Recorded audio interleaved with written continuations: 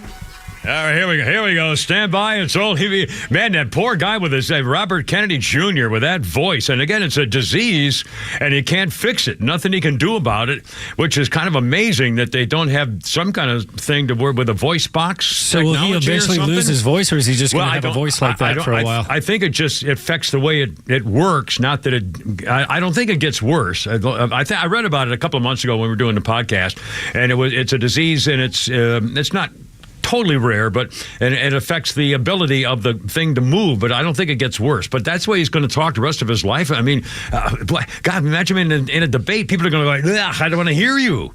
I mean, I feel terrible for the guy because he's got a lot to say. And of course, he's a screaming liberal socialist Kennedy, so I would never vote for the guy. But I think it's important he gets in the race and try. President showers her daughter's never going to debate anybody anyway, which is a shame. But I just feel bad. I mean, both parties are doing that right now, though. Well, yeah, true. Although there's, the Republicans, by the time this actually shakes out next year, when they really start going nuts, this fall, later on, man, this could be really interesting. Entertaining. Yeah. Anyway, I'm sorry, Flounder, play a little music there for a second. I missed the whole music. Anybody recognize this guy? Or the group? Da, da, da. This is Echo and the Bunnymen. This is the Bunnymen playing right here. And the reason we're playing that, Flounder is playing this, because on this day in 1989, Pete DeFreitas, their drummer for Echo and the Bunnymen playing here, was killed at the age of 27 when his motorbike collided with a car. And again, yesterday... 27 Club. Prince in the City, yeah. Bummer. Anyway, there's Donald Trump's birthday, 77 today. Once again, here, Flounder's birthday source wrote this as a stupid one-liner. For Donald Trump turned 77 today, Melania will give him the same thing she gives him every year, an ice-cold stare when he asks for sex. Oh, that was cold. God damn it. Also, let's see. Oh, on this day, 1942, Anne Frank began writing in her diary a gift for her 13th birthday as she hid from the Nazis. On this day, 1942. And now schools and libraries are actually banning Anne Frank's diary because she admitted writing in the diary things that little girls who are 13 years old talk about and think about, including, I remember we talked about it on the podcast some time ago, where she and her little girlfriend, who was also kind of her age, again, hiding from the Nazis, okay? And she was saying, gee, do you want to see my boobs? And do you have boobs? And, talking about getting older and your body's changing. She talked about kissing and, had a crush on a boy, but they knew they couldn't. I mean, it's teenage stuff. It's remarkable for a young girl, 13, hiding from the freaking Nazis until they killed her. And people are banning the diary. Maybe there's some significance in there. You freaking censors. And they complain that Republicans want to censor books. No. No, you want to have books in schools where they talk about how, in fact, there's a great meme going around. I got it on my phone about gender of girls is that girls have cooties. That's the only thing a third grade boy should know about girls is that girls have cooties. That's it. Instead of knowing, gee, I think I feel like a girl, why don't I chop off Henry and the twins? I mean, it's unbelievable anyway. So, screw you censors and you freaking liberals. You're ruining a country. You're going the wrong way. In fact, we have a lot of media stuff going on here today. Pete Davis is with us, and Flounder. Pete, we have Holy Crap at Sports after 5. Also after 5. We'll give away the tickets to go see Greg Gutfeld. We did it at 3 o'clock Monday, 4 o'clock Tuesday. Today we'll give away at 5. A pair of tickets to go see the King of Late Night with Tom Shalhoub, his special guest comedian guy, at the Fox Theater this Saturday. And we'll do that after 5. If you want to buy tickets, go to foxtheater.org. And there you go for the thing with the thing there. One quick story. We got news. We're going to do Trump stuff. We're going to do Rachel Maddow complaining and the AJC. We've got a billion things. And Tucker Carlson all coming up. And the podium princess, Rajin. But first, a quick story. I really enjoyed Joey Jones was on with the Morning Boys again today, which was really entertaining. Again, he's a war hero. He, they blew his legs off over in a bad place as he is a Marine. And he's got a new book out talking about his experiences and so forth. And he talks about his best friend. He's got a Gold Star mom staying with him at his house now from the buddy who was killed. I mean, it's an amazing story. This young man, I think he's 37 or 40 maybe or something like that. And he's got kids and a wife, and he's an incredible guy. He flies on airplanes 4 or 5 times a week and puts up with all kind of stuff with his artificial legs and everything. He was talking about that various stuff. And as a veteran, I really salute him. And we're going to talk about some veteran stuff. I'm having a real issue with the VA right now, and I feel kind of guilty because, a guy like Joey Jones, I had his legs blown off, and I can still walk around, and I'm complaining about not being treated properly with my possible disability thing. I never got credit. It's a long story. Anyway, I feel guilty that I'm even talking about it. But I will say one quick veterans thing before we go right back into the news today, and it was pretty funny. Going to I checked our post office box, Pete. It's empty, but again, it's okay. Kimmer Media post office box. We're not getting a lot of donations to keep the show going. Well, now we're back on air. Yeah, so. But again, like I say, if we do well, pretty soon they're going to start paying us to be on the show. But anyway, so I'm at the post office, and there's a guy on my right coming up toward the door, also, and he's a little up to my right and a little bit ahead of me. So I kind of slow down so he can get there first. He's a white-haired guy, probably in his 60s. I don't know. Well, just a guy, white-haired guy, coming toward the door, and he gets there first, and I kind of hold back a little bit, and he holds the door, and he holds the door, and I said, no, go ahead, you got a package here. And he said, no, you go ahead, it's like that. And so we kind of argued about it for a second, and finally I went through, and then he said, thank you for your service. And I'll tell you, for some reason, I had a USMC cover on my hat. Cover is a cover, and I'm getting more people are saying things like that now, which is why I wear it. By the way, I want people. Why? Why? Because of Trump? You were staring at his package. Well, hi-oh. Pete Davis, ladies and gentlemen. For some of the older boys and girls. But anyway, I thanked him and separified him and was very flattered. And anyway, so that was a kind of a little good news story for today. Okay. Now, Donald Trump. We got some more. Let's play some more Donald Trump there, Flounder, if you would. Another soundbite of his speech last night and after he was officially arrested. Charging a former president of the United States under the Espionage Act of 1917 wasn't meant for this. Yeah. Right. He promised to. This is going to be interesting. In fact, two things. The guys right before us were talking about whether any Republican candidate for president should automatically say, if I'm elected, I'm going to pardon Donald Trump.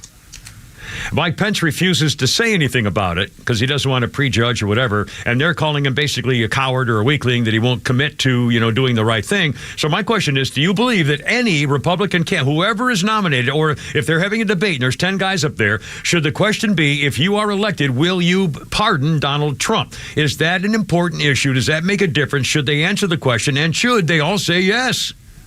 Would you demand that your political appointee for the Republican nomination, would you demand that he or she say, yes, I will pardon Donald Trump? Just automatically, based on what we all know now about the fix, about going after him. And by the way, I disagree with Neil Bortz. I'm going in the wrong direction here.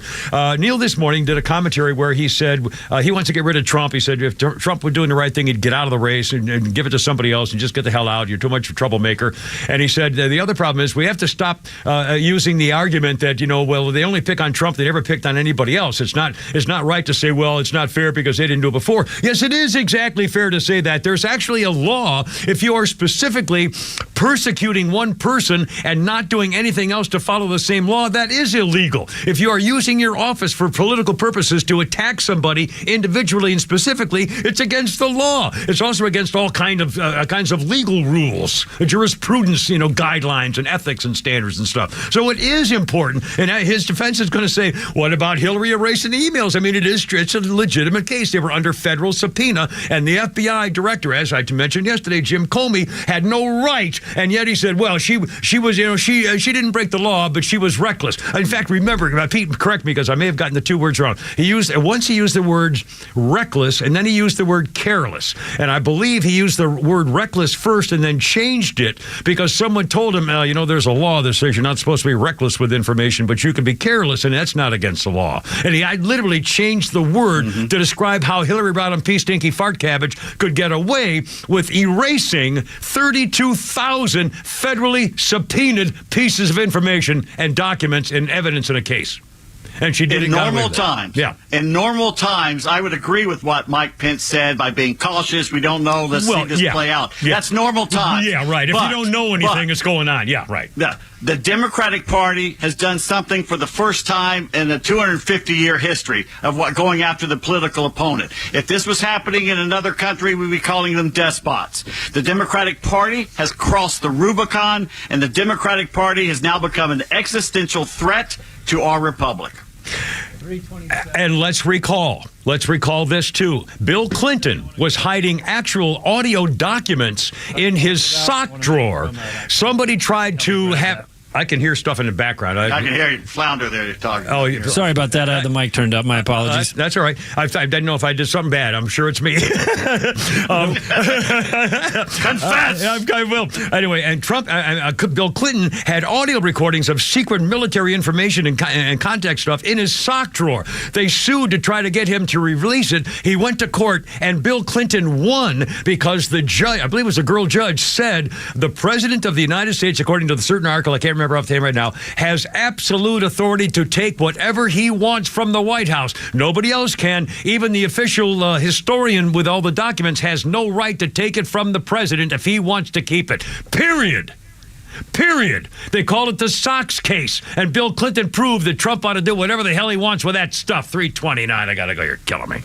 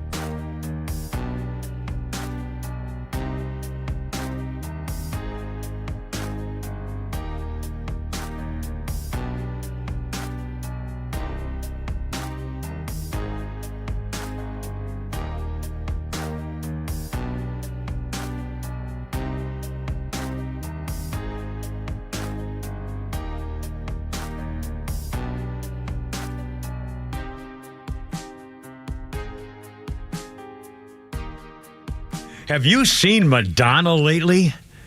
Oh, dear Lord. You can't recognize her face. I mean, she looks like somebody put a helium balloon in her nose and blew it up. And, it doesn't even look like I feel so bad for her. Anyway, what if she did it? I don't know. Yeah, she did it to herself. Anyway, on this day in 1987, Madonna played the first date of her Who's That Girl World Tour at Osaka Stadium in Osaka, Japan.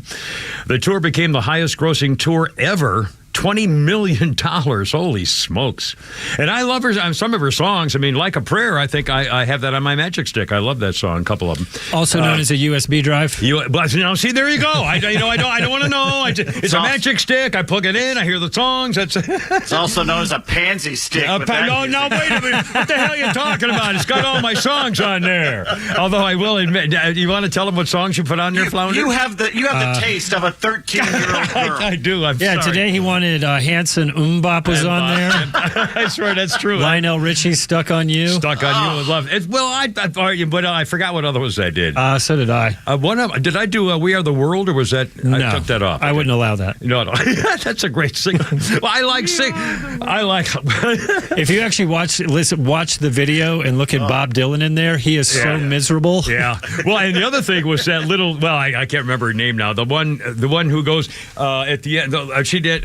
Girls Just Want to Have Fun. What's her name? Cyndi Lauper. Cyndi Lauper. She's standing next to one of the other girls, and when the other girl is starting to sing her solo, Cyndi Lauper looks at it like she just cut the cheese or something. Like, oh God, just shut up. It's a really weird video. Anyway, the reason I have songs like that is because I sing in my car. When I'm in my car and I'm not listening to the news and stuff, and to see what's going on, if I'm done with stuff and I want to just relax, trying to get up freaking 400 or scumbag 285. I wish they'd fix that stinking. I mean, it's unbelievable. Focus. Anyway, I'm sorry. Focus. I like to sing in my car. I was in the Glee Club in prep school. I was in the choir. I was also in the. I was an acolyte in church, in the Methodist church, and I sang in the choir, in the boys' choir, and I sang in the adults' choir in church. And so I love to sing, and so I sing with songs that I can sing along to that I like to do. And so M-Bop is one of them. You think with all that practice you could carry a tune? You would think I could carry it. Oh, thank you. Anyway, that's Madonna there on the thing there. All right, quick. I mentioned that Donald Trump's birthday, also Boy George. Donald Trump is 77. I neglected to tell you how old Boy George was, in case you're interested in that. He is 62 today. I had the under. Oh, my God. I didn't think he'd make it either. Karma Chameleon was his songs. Do You Really Want to Hurt Me? And Time, Clock of the Heart. I've never heard of that one. Here we go. Do You Really Want to Hurt Me? Or is this Karma Chameleon? Yeah. I can't Karma Chameleon. Karma Chameleon. Yeah. Boy George, 62 today. Sing me, boy. If you sing this in your car, people are going to talk about you. I don't. There'll be no. I don't think I'll have any. They already are. Boy George there. Thank you so much. No, it's not that I don't have it. It's okay. I don't. On this day, 1973. We'll get right back to the news. I promise. I'm just goofing around here. 1973. On this day, Dr. Benjamin Spock, the Common Sense Book of Child and Baby Care author, Dr. Benjamin Spock was arrested with 3 others, including the priest at, I think, Princeton or Harvard or someplace. They were convicted of conspiring to aid and abet draft dodgers. Convicted of the charge in 1973. Back, Vietnam days, there was a whole different thing. In fact, we'll talk about that later on when I get to the veterans thing. Anyway, I want to tap in a couple things. As you know, I know that you, the people who are listening now, most of you or many of you, I don't know how many, we don't have a market analysis, have never heard of us, don't know what we're doing, are used to having more of kind of a sort of a lecturing, sort of a talk show, nationally syndicated kind of thing. We don't do that. We're a little different and stuff like that. And we love phone calls. It's a talk show, and I mean, I'd like to talk with you. I don't want to hear me blithering all the time, and Pete will take over when he needs to and stuff like that, and Flounder and Shane now. But we want to hear your phone calls. A couple things. First of all, anytime you want to talk about Trump or the election or the Democrats, if whatever side you're on, if you have a comment about the election coming up, this is what we're going to be talking about for a year. So anytime you want to have a comment about Trump, is he good or bad for the party? Does this make a difference? All the stuff that's going on. Has it been unfair? Hillary, whatever. 404-741-1230. 404-741-1230. Put it in your phone so you can dial it up easy. When you call and put you on hold, you can hear the show. You're not losing anything. Also, it's Father's Day Sunday, or Sunday. And which makes me cry. I have a real funny thing about Father's Day. And I guess I think probably all divorced fathers whose wives remarried, are probably all in the same position about Father's Day stuff. I don't know. It could be just me. But if you, I really love to do this every year. We try to do it with Mother's Day, Father's Day, whatever. If you have an idea that will help somebody celebrate Father's Day, especially for kids. And as far as I'm concerned, I tell my kids, I don't want a gift for Father's Day. Call me. I would love to talk to you. We'll do a little, what do you call that, on camera, where you can see your phone with each other kind of thing. FaceTime. I said, we'll do that. I said, honestly, don't worry about sending a card. I mean, I know you're, I'm your, it's not a thing. I just want to communicate with you and know how much. Yeah. So anyway, but on the other hand, especially for younger people and children, if you have an idea of something that really made your father happy or laugh or smile or whatever, what is it? Pass it along. If you have some kind of a gimmick or a gift or an idea or something that really worked with you that your kid did, or something you did for your dad, or an idea from your mother to your kids to do, whatever it is. So if you have something that'll help somebody have a happy Father's Day, please give us a call. We'd love to hear from you. What worked for you? What was good? 404-741-1230. I know this can be kind of schmarky, mamby-pamby for a talk show about Trump and military and stuff, but honestly, it's Father's Day, and it's not Father's Day month, okay? It's not Pride of Father's Day for a month, okay? One lousy stinking day, and thank you. Anyway, so 404-741-1230, or about politics or anything that's going on in here and all that kind of stuff. Okay, back to the news, and please do that stuff on. What happened? We got a call. Here's, is that Betty or Barry? Betty. Looks Barry. like Barry. Hey, Barry. Sorry. It's very tiny. It's either B-E-R-R or B-E-T-T, and I couldn't see it. Anyway, here's Barry. Hey, Barry, how's it going? Thank you for calling. What's up? Pretty good. Long-time listener. Thank you. I mean, like for 20 or 30 years. Wow, cool. I just want to make sure you guys were aware of the new number one song on iTunes. The new number one song? No, sir. What is it? It's Carrie Lake, and the name of the song is 81 Million Votes My Ass. It is hilarious. Oh, yeah, but wait a minute. Who's found it? We got to get it. What's the name of that person? It's Carrie Lake, the lady that ran for governor in Arizona. Oh, I didn't.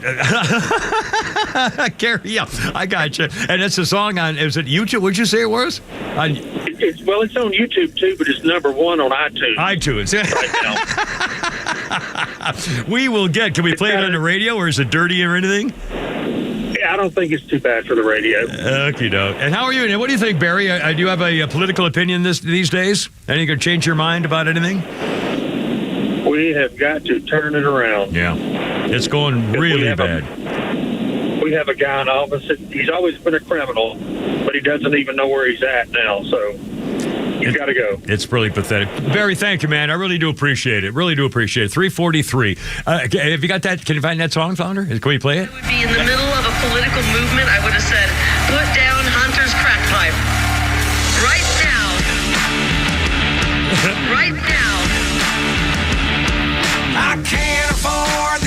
groceries. I can't afford your gas.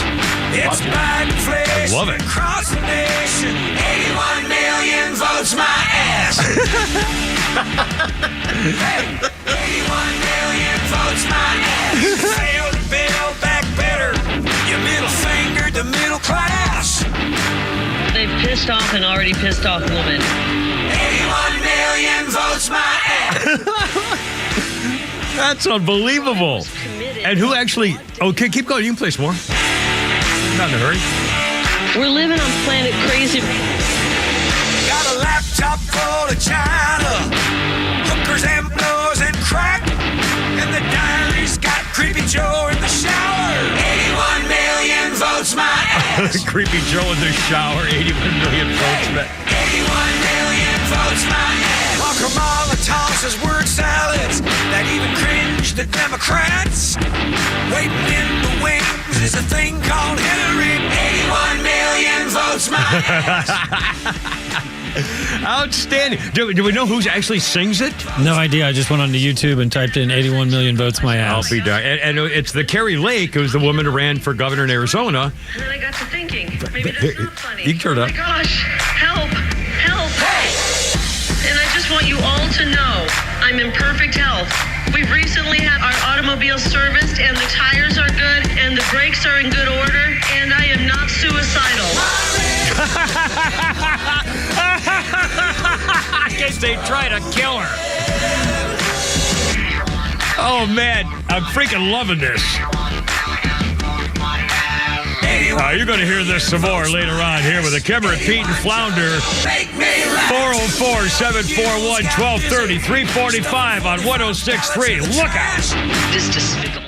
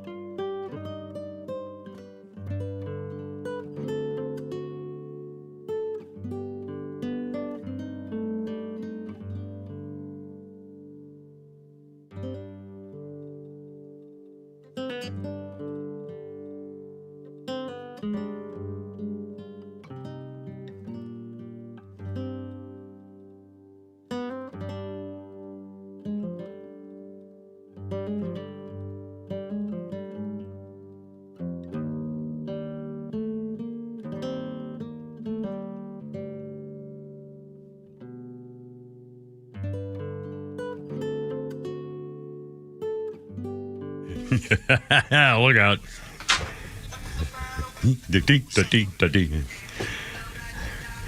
Billy Joel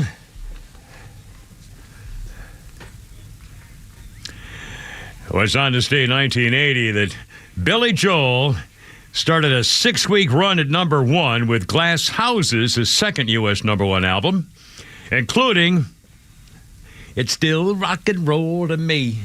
Yeah, the music, eh? Bum, ba, da, da, da, da, da, yeah.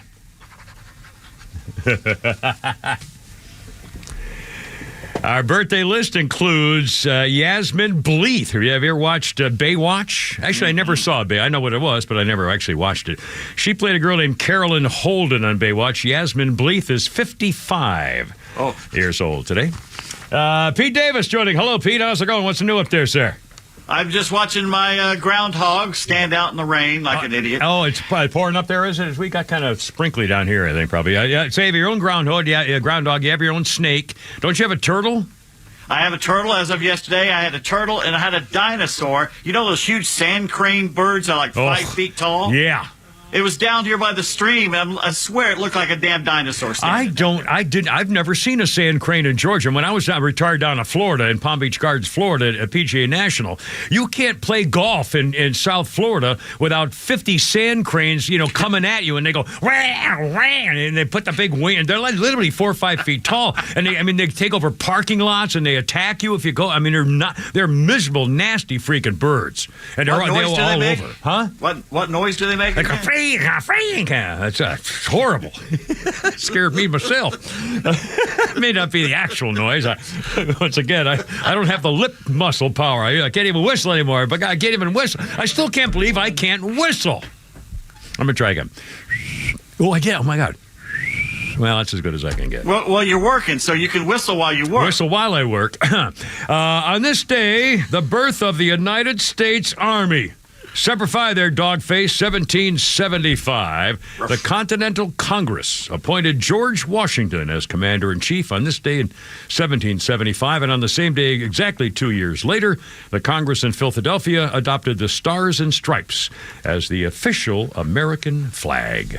Kind of cool. All right, here's a number, 404-741-1230, 404-741-1230. I know you don't like to make phone calls. Our afternoon crowd has been doing this, for years and years, just listening, which is fine, but we do encourage phone calls. Love to hear from you about anything that's going on. It's on your mind. It's an open talk show. This is what we do. We do a lot of politics, and we're talking a lot about Trump today. And also the Al Jazeera Constitution, not one single word about the Burisma bribery in Biden, not one single word about the testimony in Congress, not one single word about Ted Cruz trying to get the people to open up about hiding the evidence by the Federal Gestapo of Investigation, the FGI. Not one single word. A newspaper supposed to print the news for the community to know what's going on in the world. What a disgrace. There's no possible explanation for some editor at the Al Jazeera Constipation to be saying, well, we just, this isn't news, really. We're going to censor this because we don't think it's news. Are you telling me that there's a newsman in the world who doesn't think it's news when there's documents showing that the president of the United States was taking bribes and that his son was taking bribes and changing policy to take money? And you don't think that's news? It's even worse. Basically, you have a president, an ex-president, has just been arrested. Yeah. And that ex-president is making some comments in public about it. Yeah. And both Jake Tapper on CNN and Rachel Maddow, who both of them spread the Russia hoax thing for 6-7 years. Yeah. Both of them saying, we're not going to play that. Take that off the air. All sanctimonious, because that's going to ruin our news integrity. All right. What news integrity? I remember years. In fact, let's do this, Flounder. Let's play another Donald Trump soundbite here, and then you'll hear from Rachel.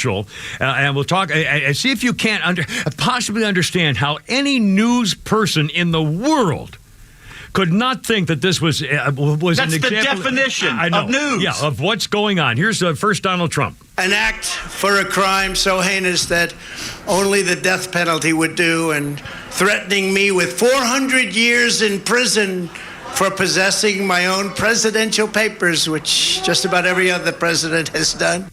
Former President Trump promises to appoint a special prosecutor to look into the Biden crime family if he is reelected. Now, Rachel Maddow, what a disgrace. She pretends that she's a news anchor person. She's not a news person. She's a commentator. After Donald Trump was speaking Tuesday night, Rachel Maddow explained to viewers why the network was not carrying the speech. In fact, here's words from Rachel Maddow on why they censor one of the most important events in American history. So far, he's just giving his normal list of grievances. We don't consider that necessarily newsworthy, and there's a cost to us as a news organization of knowingly broadcasting untrue things. So our deal with you is that we will monitor these remarks. If he does say anything newsworthy, we will turn them around and report on that right away. But for now, just know that it's happening, and we're not taking it. We're not taking it? I'm flabbergasted.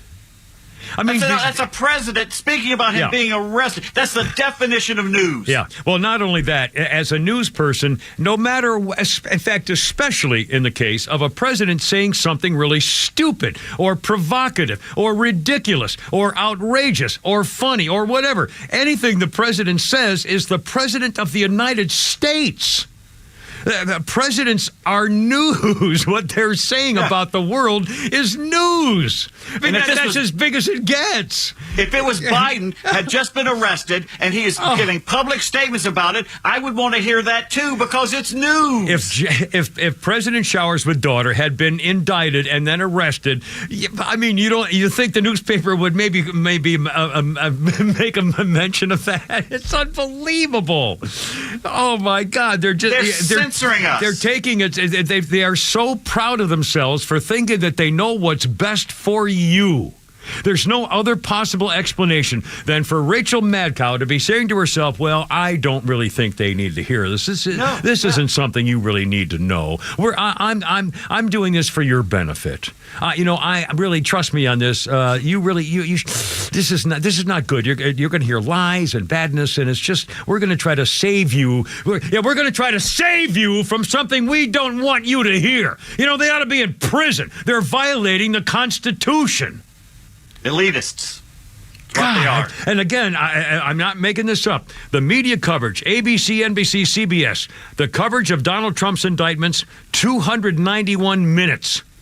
The same coverage of the Burisma bribe and the Biden crime family, 0 seconds. Not 1 second. Al Jazeera constipation, not one word about the Biden. What did she say at the end? What did she say at the end? She says, we're not going to take it. Who are you not to take it? Pass it through. You're the gatekeeper. You're supposed to let it through so we can listen to it. And we can make up our own minds. It's not up to you. Well, we don't like this, so we're not going to let you hear it. Yeah. She says Trump is not going to get a free pass to vent unfiltered on MSNBC. We know what's happening. You know what's happening. We're not taking it. My God! I mean, how is it? There used to be journalism organizations. I can't remember all the names now because it's been so long since they had any significance at all. But there used to be standards. There used to be, requirements for being in journalism and news broadcasting and media. And now it's gone. There's no Second Amendment. If President Trump had been calling for certain groups of people to be taken out and shot and something like that, okay, then you're the gatekeeper and say, okay, we don't need to hear that stuff. Like he's calling for violence. He wasn't doing any of that. He was just commenting. Right. And by the way, you're going to hear Tucker Carlson. He made another commentary. Oh, and by the way, Fox News has now sent Tucker Carlson a cease and desist letter. They got to be going nuts, putting a new different host every night or week for the 8 o'clock hour that's gone down 80% in the numbers or something, apparently. Anyway, you'll hear from Tucker coming up here very shortly. Also, after Donald Trump was arrested, he went to a bakery in Miami, and he was talking to the people, and the people standing around, and there was an international affairs reporter for Sky News who went up to Trump and said, Trump, are you ready to go to jail, President Trump? And people started booing her, and then somebody said, get out of here, you stupid bitch, and called her names, and so she said, I was thrown out of the Versailles bakery in Miami for asking President Trump if he was ready to go to jail. And a man screamed in my face and said I was a traitor. I got out safely. I couldn't believe it. They were going to kill me. They were going to find out if I was going to be killed by asking those Trump MAGA people, the most dangerous people in America. Yeah. You know, I want to slap her in the face. No, I would be wrong. Would be wrong. Oh, I want to. It's almost 4 o'clock. Look out! Coming back. Stand by.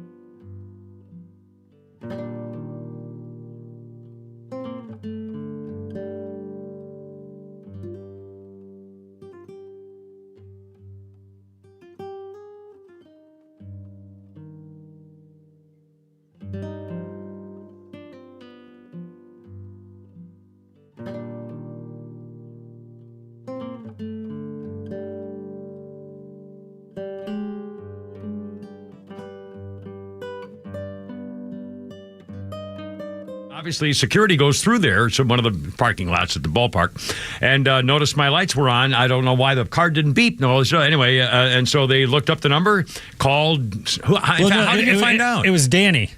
Oh, Danny saw my. Yeah, Danny was going out to the parking lot, going to a meeting, and he saw your car that the lights were on, and he called me. Oh my God! Well, Danny, I think he's out on a meeting. Oh well, Danny, if you're listening, thanks, man. I appreciate. I thought maybe the security guard found out.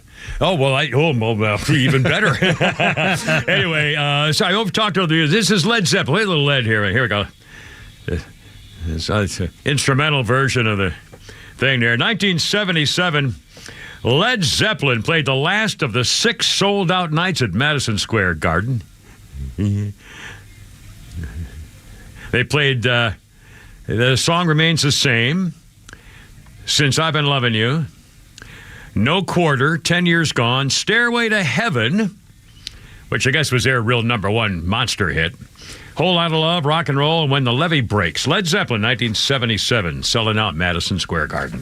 Anyway, okay, it's only me. It's only the camera to the show. Continue. 404. Nice to have you with us again. Oops, Daisy, what happened there? Something had, hold on. Now, Flounder told me how to hit my computer screen. Just went to an OBS Studio 29.1. So I'm going to hit that. There we go. Now I got that. I did it. I can't believe it. I did it. I hit the right thing, and I went back to the call screener thing. Wow, cool. All right, hold on. This is Alan, I think. Alan is on with the show. Alan, welcome aboard. Thanks for calling. What do you think, sir? What's up? And thanks for taking my call. Yes, sir. I wanted to weigh in on Pence and his refusal to say that he would pardon Trump. Yeah. And I've got a question for Mike Pence. Why should I pardon him? He had documents that were in his home. Pence, should I yeah. wait for a trial for him before I clear him and have any judgments?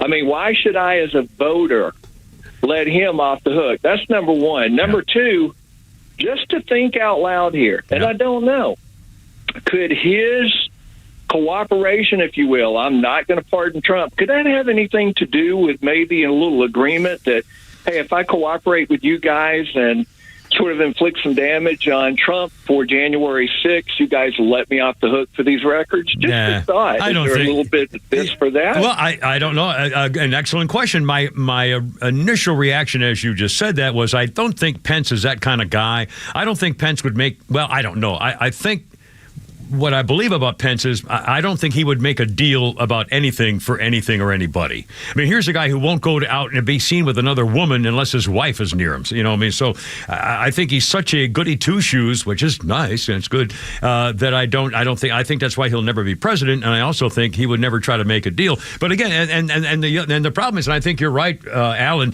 as far as I'm concerned, Mike, after all we know, again, nothing's a secret. We know the FGI and the DOJ and everybody's been out to get Trump for 7 years now. We know that they've conspired to do it. They blocked everything. It was all this setup. This all political. No one else has ever been charged. So obviously we know the facts are clear that this is a witch hunt to get Donald Trump, to stop him from being able to run for president again, but they're never going to make it because of timing. But anyway, we know what they're doing. We know we've seen what's happening. Hell, we've had the Russian collusion thing. We've had the 2 different reports of the inspector generals and stuff. We know all this stuff. There's no explanation for anything other than this being a political hatchet job to get Donald Trump. The Democrats admit it. Our goal is to get Donald Trump. Therefore, any Republican who wants to be president of this country has to automatically realize this is wrong. In fact, it would be wrong if they had gone after a Democrat this way. If they had tried to make up stuff about Bill Clinton when they impeached him. But they didn't have to make up anything about Bill Clinton. He was guilty. But even if they had made it all up, if there was no Monica Lewinsky, if they faked it, if they said it was an AI fake Monica Lewinsky doing the hingity hongada bingity bongada, they could have, if they faked it all, I would still say it's wrong. You can't politically go get somebody to help the other political party in America. For federal jurisdiction with a DOJ, the presidency, you've got to be kidding me. It's wrong on every level. Any Republican candidate should be saying, if I am elected, Donald Trump is getting a pardon, and as far as I'm concerned, so is Mike Flynn or anybody else who needs one, involved in all that whole phony leftist liberal hate America, go get Donald Trump campaign. All of them get a pardon. Anyway. You want to hear something? Alan, thank you, sir. I appreciate it, man. Yes, sir, I do. They're going to jump ahead. I was going to do this in Pete's tweets, but we'll do it now since you're talking about it. Let's do Pete's. We can do Pete's tweets. No, just all one. All right, we'll do one thing. We'll do it later. Okay, go ahead. James Woods tweets, Every day I marvel not only on the intelligence of our founding fathers, but their almost supernatural prescience where John Adams is talking about the malaise befouling our great nation. He could be talking about what's going on today. Here's what Adams said. There is nothing which I dread so much as a division of the Republic into 2 great parties, each arranged under its leader and concerting measures in opposition to each other. This, in my humble apprehension, is to be dreaded as the greatest political evil under our Constitution. Well, when you start dividing and get cementing yourself into positions that can't be changed, and you're just you're turning enemies into enemies, that's not Thomas. If I'm not mistaken, Thomas Jefferson's theory was the more information you have, the better opportunity you have to make a decision that's best for you and the country and everything else. The more you know, the more information you have. Don't hide stuff. Let's find out what's going on. Get the truth. The more you have, the better you are able to become a citizen and make decisions based on what's best for you and your country. And now that's not true at all. Division, hatred, censorship, hiding. The FBI, redacting evidence to show collusion with bribery in foreign countries, and they're hiding it. The FBI. My God, that's just the exact opposite of what this country was. This country was founded for the freedom to escape the tyranny of a king and the religious persecution. For the freedom of it. I mean, it's just unbelievable.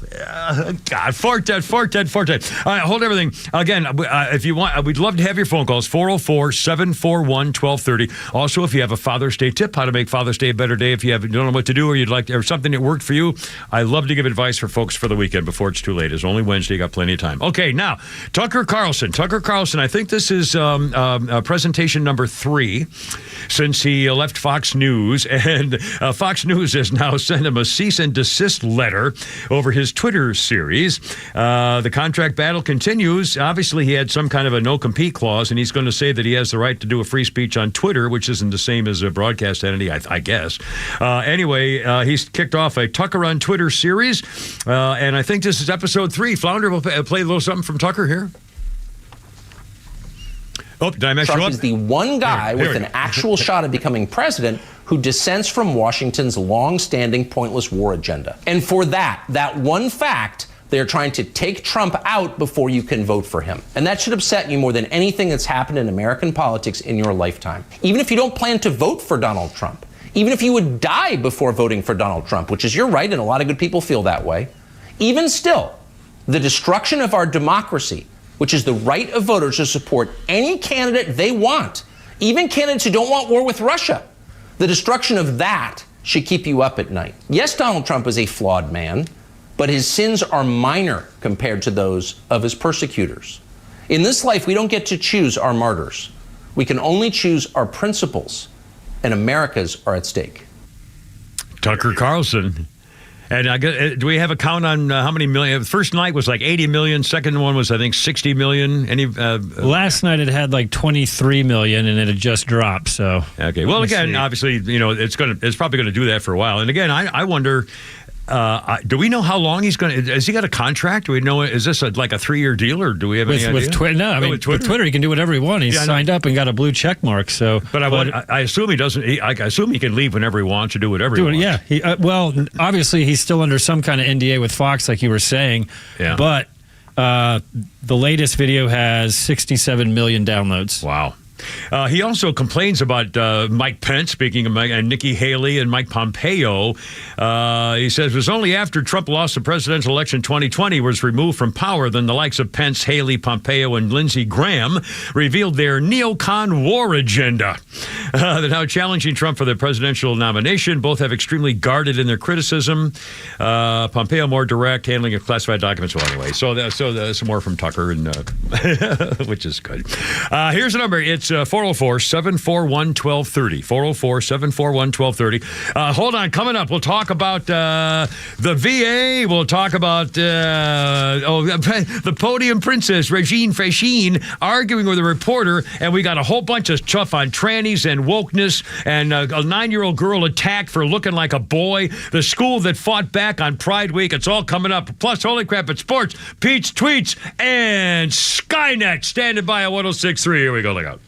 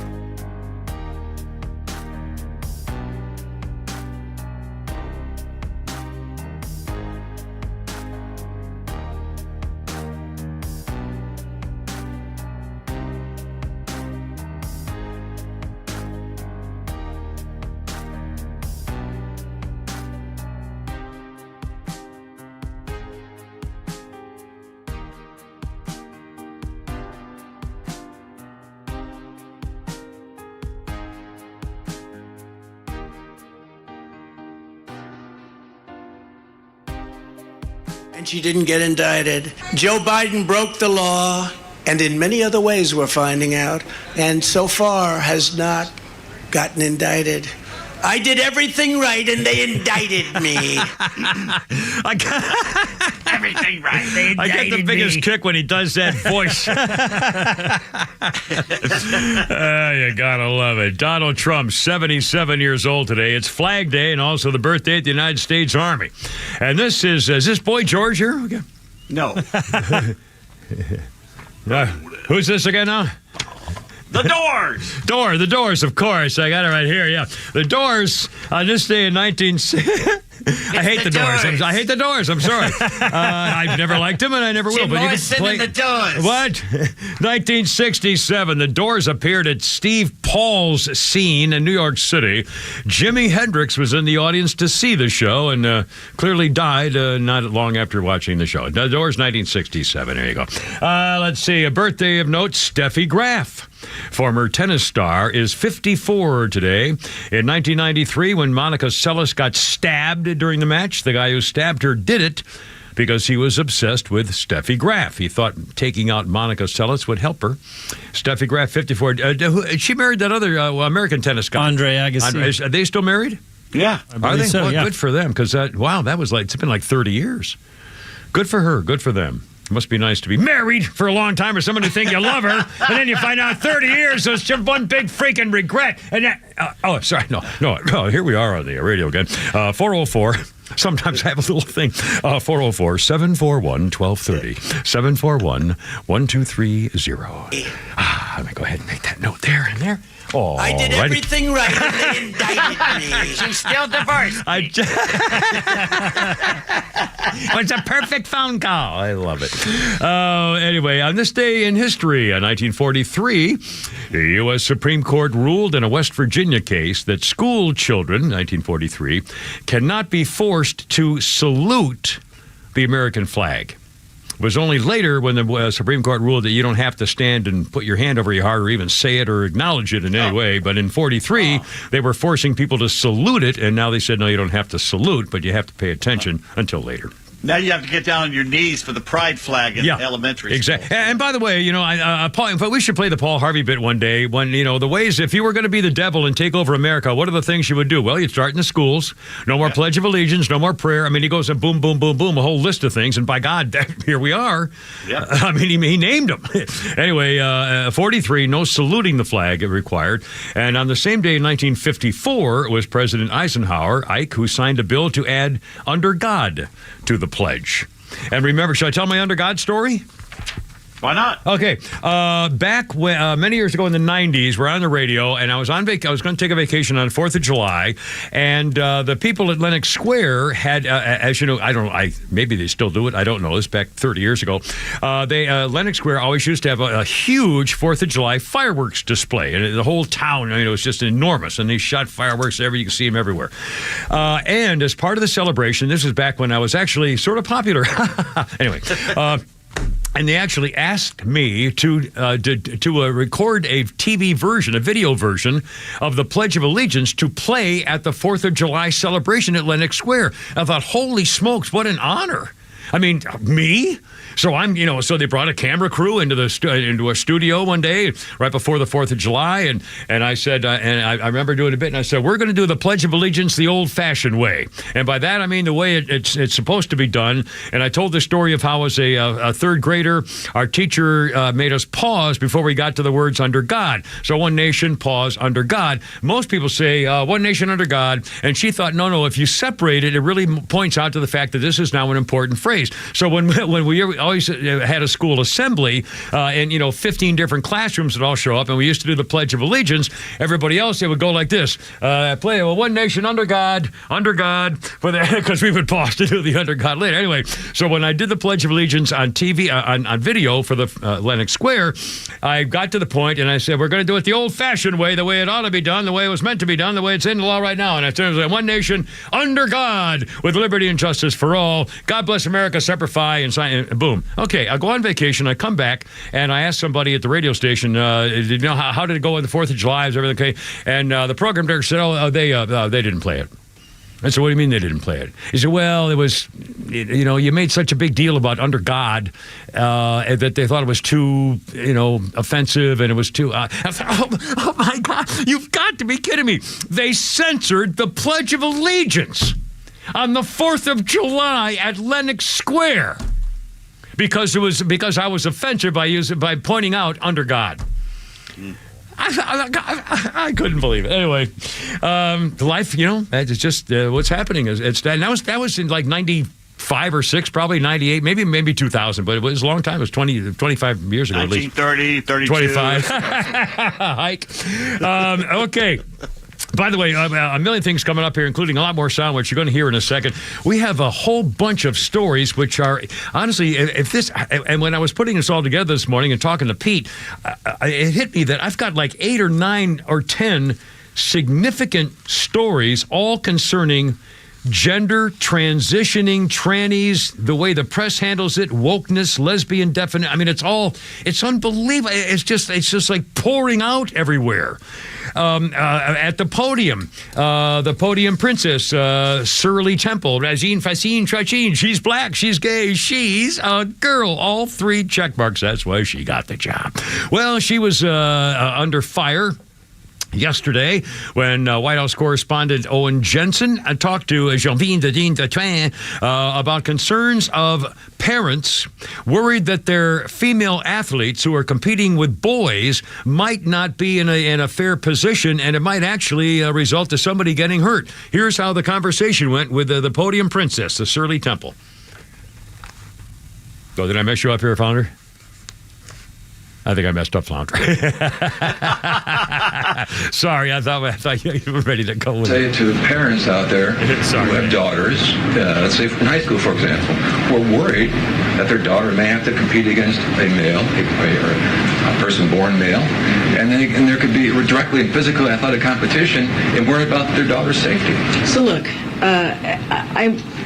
what you're alluding to is basically saying that transgender kids are dangerous. It sounds like that's what you're saying. Well, you're saying that their safety is at risk.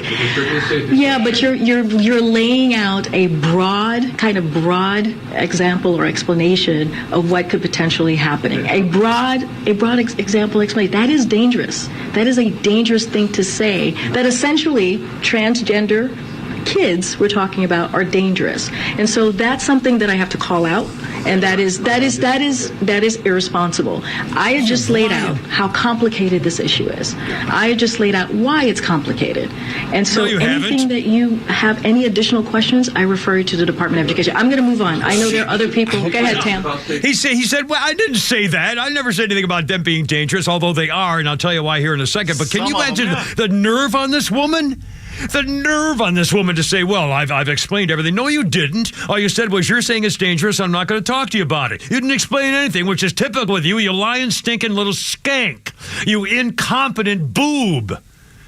God, this is the most disgraceful public servant who addresses the public on a daily basis or a regular basis an administration's ever had in this country. Remember Ron Ziegler with Nixon? Ziegler at least had to try to dodge around stuff because he knew the president was, getting him all kinds of trouble. But, this is ridiculous. Ziegler knew that the other press would defend the other reporter. Yeah. Nobody's going to defend that reporter. Yeah, it's unbelievable. And by the way, for the record, all he said was, I didn't say that. I was talking about a safety issue. Let's recall, North Carolina high school volleyball player Peyton McNabb, a girl, suffered a concussion and a neck injury when she was spiked in the face by a transgender boy who wanted to be a girl, who smacked the volleyball so freaking hard into her neck that it gave her a concussion and a neck injury. Because he's a freaking boy and he smacked it harder than a girl would right in her face. They are dangerous. Some of them. Some of them.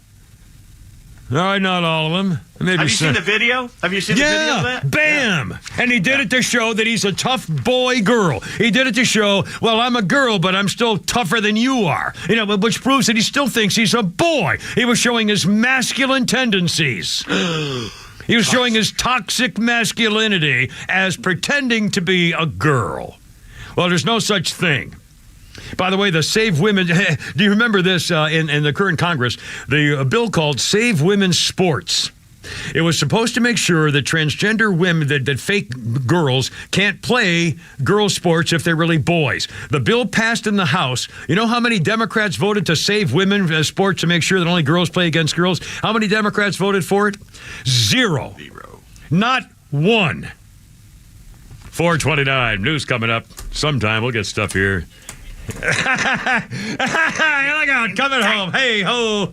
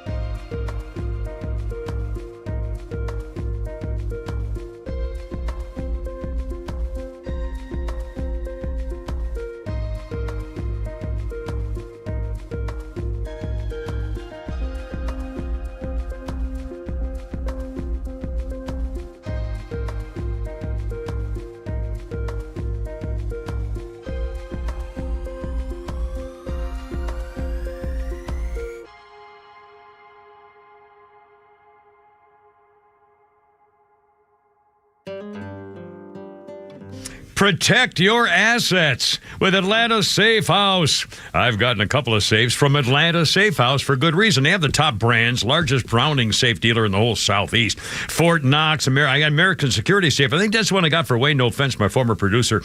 Anyway, keeping your stuff, not only, jewelry and business stuff and high security things, your guns, special gun safe month right now going on. A vault door. Ask about the Big Red Safe. You need to protect your stuff. Protect your assets. AtlantaSafeHouse.com. All right, now who's this singing here? Bowie. David Bowie, of course, yes. The Manish Boys in 1964. My God, has he been around that long? He's considered one of the most influential artists of all time. I know that's true, and I don't know why, because I never liked any of his stuff. But again, I'm sorry, I don't like him at all. I would listen to him if I had two guys to listen to. One of them was him. I would never hear his songs. I don't like it. But again, 1964, he was in the Manish Boys, auditioning for a British TV show called Opportunity Knocks. David Bowie in 1964. Wasn't he big in the 80s?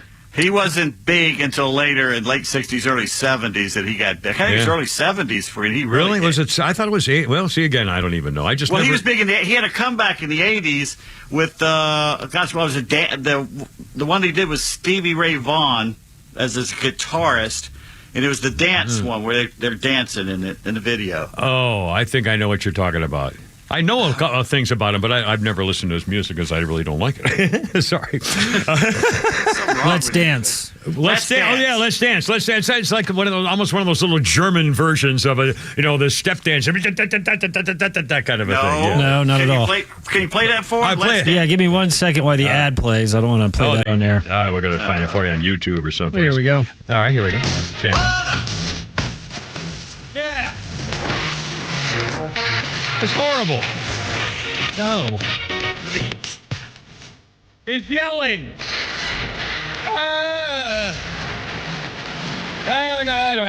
Yeah. You don't want to listen to any man who yells. He's yelling. I'm sorry. It's not singing.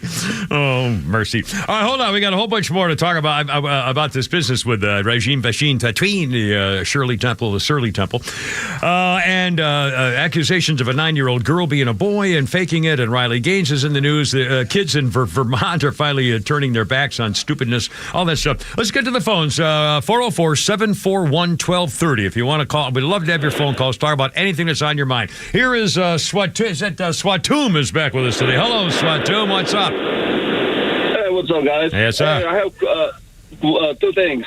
That guy who actually showed his breasts on the TV. Yeah, the fake Biden, girl. Yeah, on the White House. Yeah, that's such a guy thing to do. I mean, no woman would do it. No. It was just pretty much... The only guy would do something like that. Well, unless they're at a Rolling Stones concert, and then that's a little different. Well, yeah, that's a different story. Right, yeah. Yeah, and the second stuff is, I would love to one of those reporters to ask Jean-Luc, whatever her name is, the White House lady. Yeah. I would love the reporter to ask her, would she date transgender women?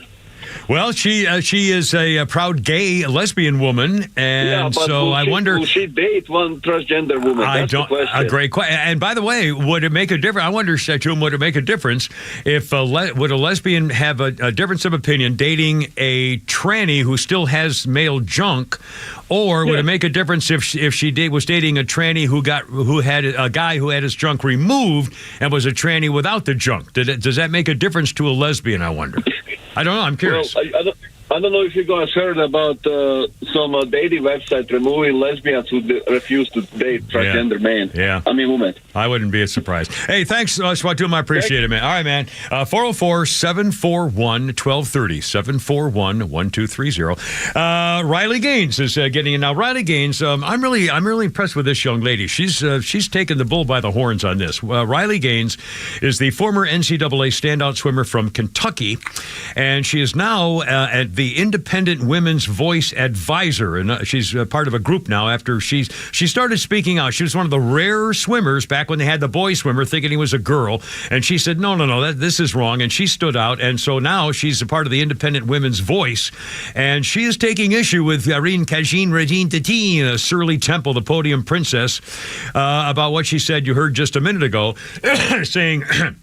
that if you're talking about transgender safety, whether there are some issues of whether boys being stronger than girls put the girls at risk playing sports where boys are pretending to be girls. And Regine Tatine, the Surly Temple said, well, you're saying that transgender people are dangerous, and that's wrong. We aren't going to talk about that. They're not dangerous, da-da-da-da-da.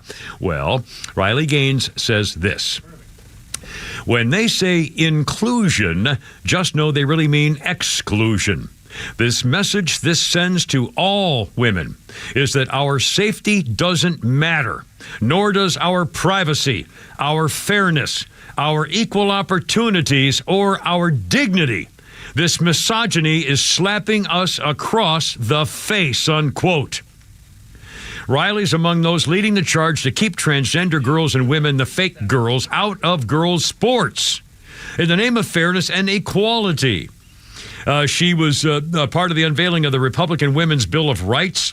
The bill would define the word woman in federal law And so you have to define the word woman in federal law to bolster other bills like the recently passed Protection of Women and Girls Act I just mentioned here a moment ago. Biden, of course, is going to veto any bill that comes across his desk like that. But here's why that could be important. And again, you're going to hear about how this affects a 9-year-old girl.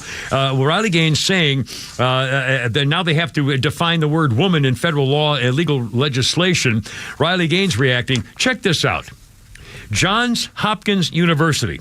I'll bet everybody in the world has heard of Johns Hopkins University. The first thing you might think was, well, it's a very famous hospital, and probably one of the most prestigious medical centers and research places in the world. I mean, we all, very highly. It was known as Hopkins, and then John bought it, so now it's John. Well, it's Johns Hopkins. It's like Ruth's Chris Steakhouse. Same damn thing.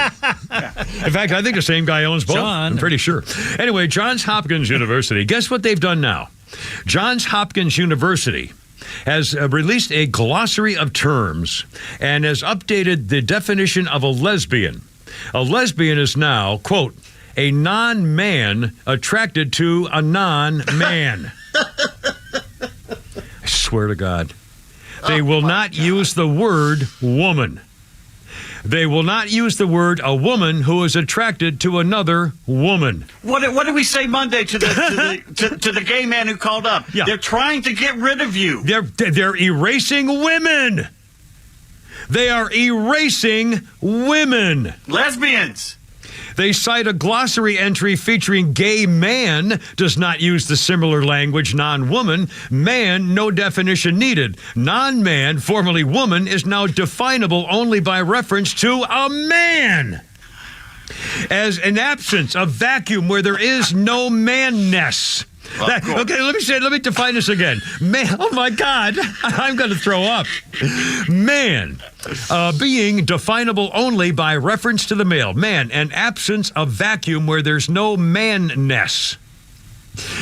Johns Hopkins strives to create a campus culture that is inclusive and welcoming for all gender identities, sexual orientations, experiences, and viewpoints.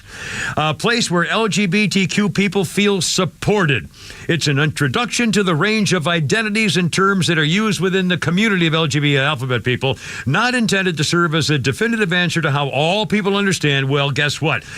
Becoming aware of the language in question, we have now removed the page from our website while we gather more information. I mean, what more information do you really need? Either you got a ding-dong or you don't.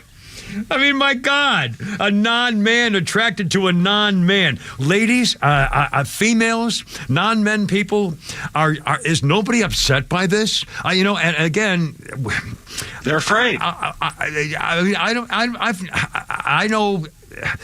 I don't know. I haven't heard a single woman complain about this kind of thing.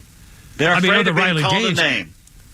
Is there a lady listening right now, a female listening right now, who maybe either agrees with this or doesn't? I'd love to hear from you. I really don't get it. I think one of the problems politically and also about what's happening with this whole business of gender and the trannies and stuff like that is the American women are being silent. They either don't care or they agree. I can't believe they agree with the way we're going, whether this is happening. I can't believe that. No, they're afraid of losing their job and losing their career if they're on the wrong side of this. And the media gets hold of it. I guess. But what? How you can't live that way? You're American woman. Come on. Whatever happened to Helen Reddy? What was the thing there with a song? I'm woman there. I'll roar for you, baby, or something like that.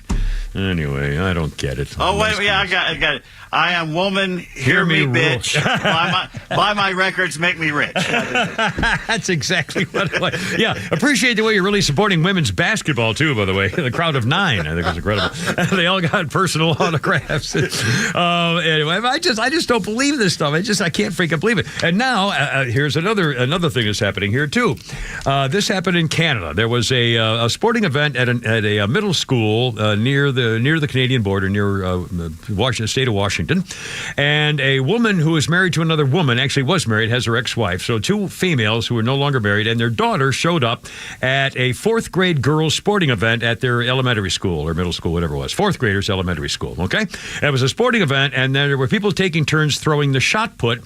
One of the old men in the crowd interrupted, standing in front of the little girls, a girls event. One little girl with short hair, the grandfatherly type guy, pointed at the little girl, and the woman says, she's pointing at my daughter, and another girl with short hair, and said, quote, "Why are you letting boys throw the shot put?" When the woman pounced forward to defend her child, saying, "My daughter is a girl," the guy said, "Oh, yeah, a girl." And he did finger quotes and said, "Yeah, a girl." He said, "If they're not boys, they're trannies."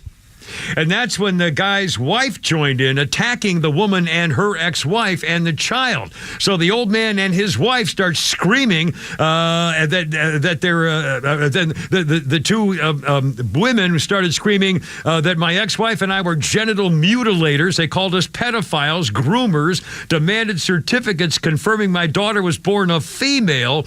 Other parents started screaming at the guy to shut up and leave. He refused to do it. They're all going nuts. And the 9-year-old girl saying, "I'm just standing here. I'm a 9-year-old girl. I want to be in a sporting event, and all this is going around me."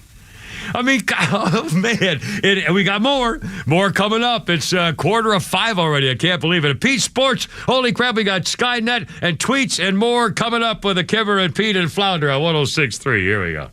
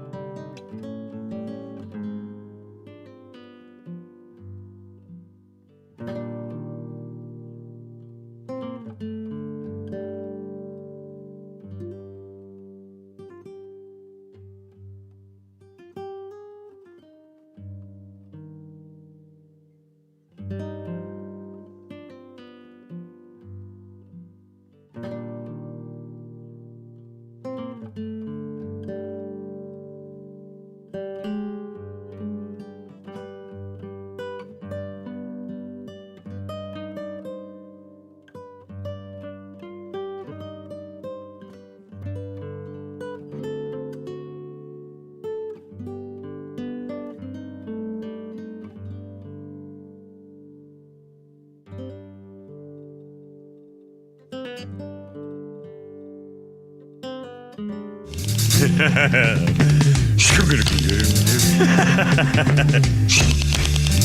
wonder how they made that sound. Is that a guitar doing that? Look out. Yeah, baby. 1964, the Beatles toured Australia and arrived in Melbourne, were greeted at the airport by more than 5,000 fans, but another 20,000 lined the route from the airport to the hotel.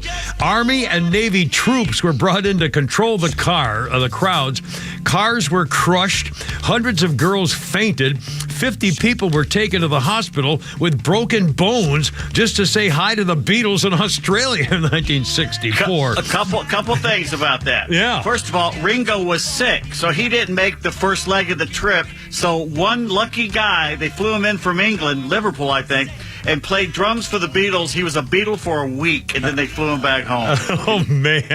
I'd like to be the Beatle for a week. And I read something recently, this Come Together song. Yeah. John Lennon wrote it for Timothy Leary. Oh, really? The LSD Timothy Leary? About Timothy Leary, you mean? Or? No. They were drinking and taking acid with Timothy Leary, and Leary said, I'm running against Reagan for the governorship of California. Oh, and can you write me a song? So Lennon wrote part of this song for him. Timothy Leary goes back to California, gets arrested for marijuana. Right, yeah.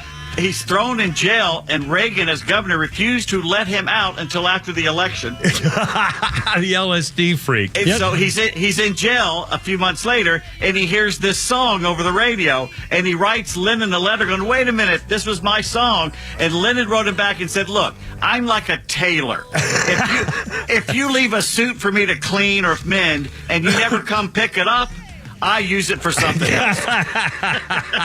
Also, I don't know if you've heard they're going to do a new Beatles album. Apparently, we're going to don't get ahead of us, Pete. Are you going to do that for your Skynet section? No, you go ahead and do it. Well, I threw it. Well, I may. I don't know. You know what? You know what? I can't do it. I can't do it. Okay. Paul McCartney, who's 80 years old, says they're putting together this. This was a song that John started called Now and Then. So he's got his voice on it. AI has taken the voice out of there because they're doing it much better than they could do back in the 90s when they did the anthology and Free Bird. Right. Not Free Bird, but Free as a Bird. Yeah. Anyway, so they can do it better now. And they've got George Harrison's voice, so they can blend that in too. And, of course, he and Ringo are still alive to help out. And they're going to do a song, and maybe the Now and Then song, I don't know exactly what. And AI has put together a Beatles song. And Paul goes, I don't know really how this is going to work, but this is how the future's going. So. Well, I'll be damned. Well, that's pretty cool. Anyway, interesting history lesson. And again, now artificial intelligence. We'll have a Skynet update, more stuff here. Well, that could have been it right there. That could have been it. Right. Could have had the whole thing right there. Geez, I got so much. Let me get back to the phones. I want to get back to more of this woke business. Wait to hear about an actor who's complaining about a role he did for himself. First to the phones, it's Sydney on 106.3. Hello, Sydney. Welcome aboard. How you doing? Hey, Kimmer, how are you? Well, I'm doing. Tax lady. Hey, baby, how's it going? Cindy. I said Sydney. Cindy, how you doing, baby? Yes. Look, I just wanted to say the women today are a bunch of lazy, just don't care. They scream when it doesn't go their way, and they do nothing to fix it. And I'm tired of it. I'm a real woman. You call me the B word, I'm going to thank you. Yeah, well, but, again, I think there are a couple of different things. I think Peter's right in that there are a lot of women who I would think would be, if you were to find a woman who's, a real ball buster, an active, aggressive businesswoman, and she's, got active and da-da-da-da, maybe she's concerned about coming forward to be a public face of the issue of anti-wokeness, stuff like that, because she's afraid of her career and the community leadership and stuff like that. However, I think most of the time, women who are your basic woman doing, working or not working, whatever, it's just your average American woman today is either so tired or depressed or in a malaise or just overcome with daily stuff trying to get the kids to school and nobody wants to eat at the dinner table and where's this and there's just so much and there's so the negative and all the politics and they turn on the dinner. I wonder if there's just so much of this Jimmy Carter malaise going on that they just don't want to be bothered. But what's going on? I can't believe that the population of American women aren't screaming the way they did in the 70s when Gloria Steinem said, said, burn your freaking bra. And today there are more issues than ever about they're erasing women, and nobody gives a damn. Well, I give a damn, but where am I going to go? Really, many nights I go, I want to get on gut just so I can say something about all this. Well, I think I worked hard for raising my son by myself, working 3 jobs for years. Yeah. Never took anything, did what I had to do, didn't bitch about it, and I'm tired of hearing these people who don't want to get off their butts and do something complain. Well, the only explanation I have is the 2 cases. One where you're afraid because it might help affect your career, kind of a deal, or your public face. But the other, I think women are just. I don't think they care. I think they're too busy with world. They got to stop being afraid. I know. Oh, I know.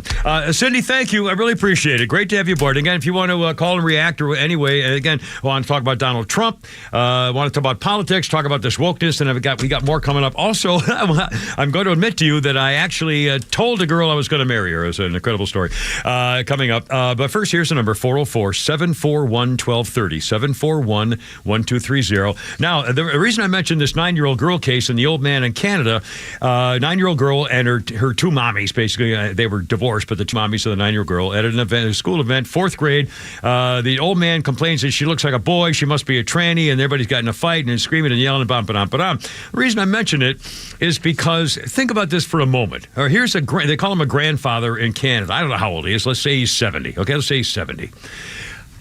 I'll bet you that 5 years ago, this grandfather had never even heard the word tranny, or had never said the word tranny, or never seen it in print, or didn't hear it on the radio, or didn't hear it on television 5 years ago, 10 years ago, 50 years ago. This was not a thing. All of a sudden now you've got an old man who has been so keyed up by this issue of wokeness and gender and changing your kids' genders and stuff that he's so upset about it that he's now attacking a 9-year-old girl he's never seen before at a sporting event in Canada when 5 years ago, he wouldn't even have known what a tranny was. And yet this is Canada. I mean, the whole world is going nuts about stuff like this. And we're not even done by a long shot. In Burlington, Vermont, LGBT pride at Marshall Simmons Middle School, Burlington, Vermont, middle school kids. It was supposed to be a pride event to support LGBT alphabet people, and the kids were invited to wear rainbow clothing, celebration of Pride Month. There was a counter demonstration, unfortunately, what is supposed to be a day to celebrate, and so one woman who was chair of the Equity Coalition, a screaming liberal, a furry-legged hyphenated femme gal, said on the same day there was a counter demonstration in what should have been a day to celebrate. The students wore red, white. She's so mad. The students wore red, white, and blue clothing, and they chanted, "My pronouns are USA," and they just and they destroyed the rainbow decorations at the school. They destroyed the rainbow, and they chanted, "USA are my pronouns." Well, you they're dirty bastard! If those kids had torn down American flags and put pride flags up, we wouldn't have heard a word about this. That's right. But because they're on the wrong side of the protest, when BLM and Antifa burned down cities, we were told by our own mayor of Atlanta, these people need to vent. We need to back off and let them vent. Well, those kids needed to vent up there, and by God, I'm glad they did. In fact, one girl, 13-year-old girl, said, "Mom, I don't have anything against anybody up there, but I went in there and they told me there's no such thing as straight." They handed out quotations from Tennessee Williams that says there's nothing like straight. Everything's either curved or wiggly, but there's no such thing as straight. She goes, "Mom, I'm straight," and it offended me. And even one step further. Now, much like Regine Tatrin, the Shirley Temple podium princess, saying if you talk about trannies, you're actually saying they're dangerous, so shame on you. After this happened, the coalition now is calling for consequences. 2 things. The coalition said they started chanting USA and just destroyed our event. The coalition of Everybody's Gay is now calling for consequences for the students who participated in the counter-protest, urging the district to fill a diversity, equity, and inclusion role, which has been vacant. They believe that without any direct and concrete action, the Coalition for These Freaks believes these incidents will occur and increase in severity. Good. I thought Burlington was safer than Texas or Florida. I guess I was wrong. They're afraid about violence from children because they're shoving us down our freaking throat. Well, guess what? You're asking for it.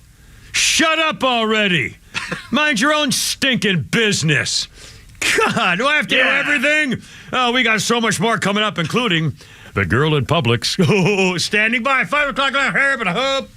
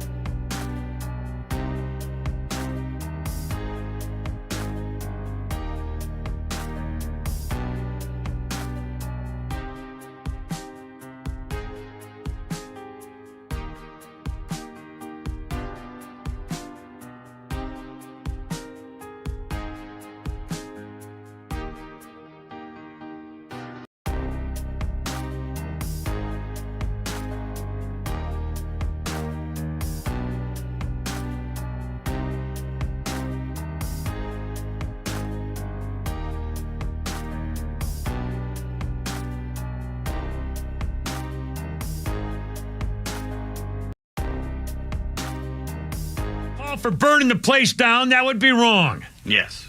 We cannot call for any, rioting action or, protest of any kind of violence. That would be wrong. It would be wrong, and I'm not suggesting it in any way.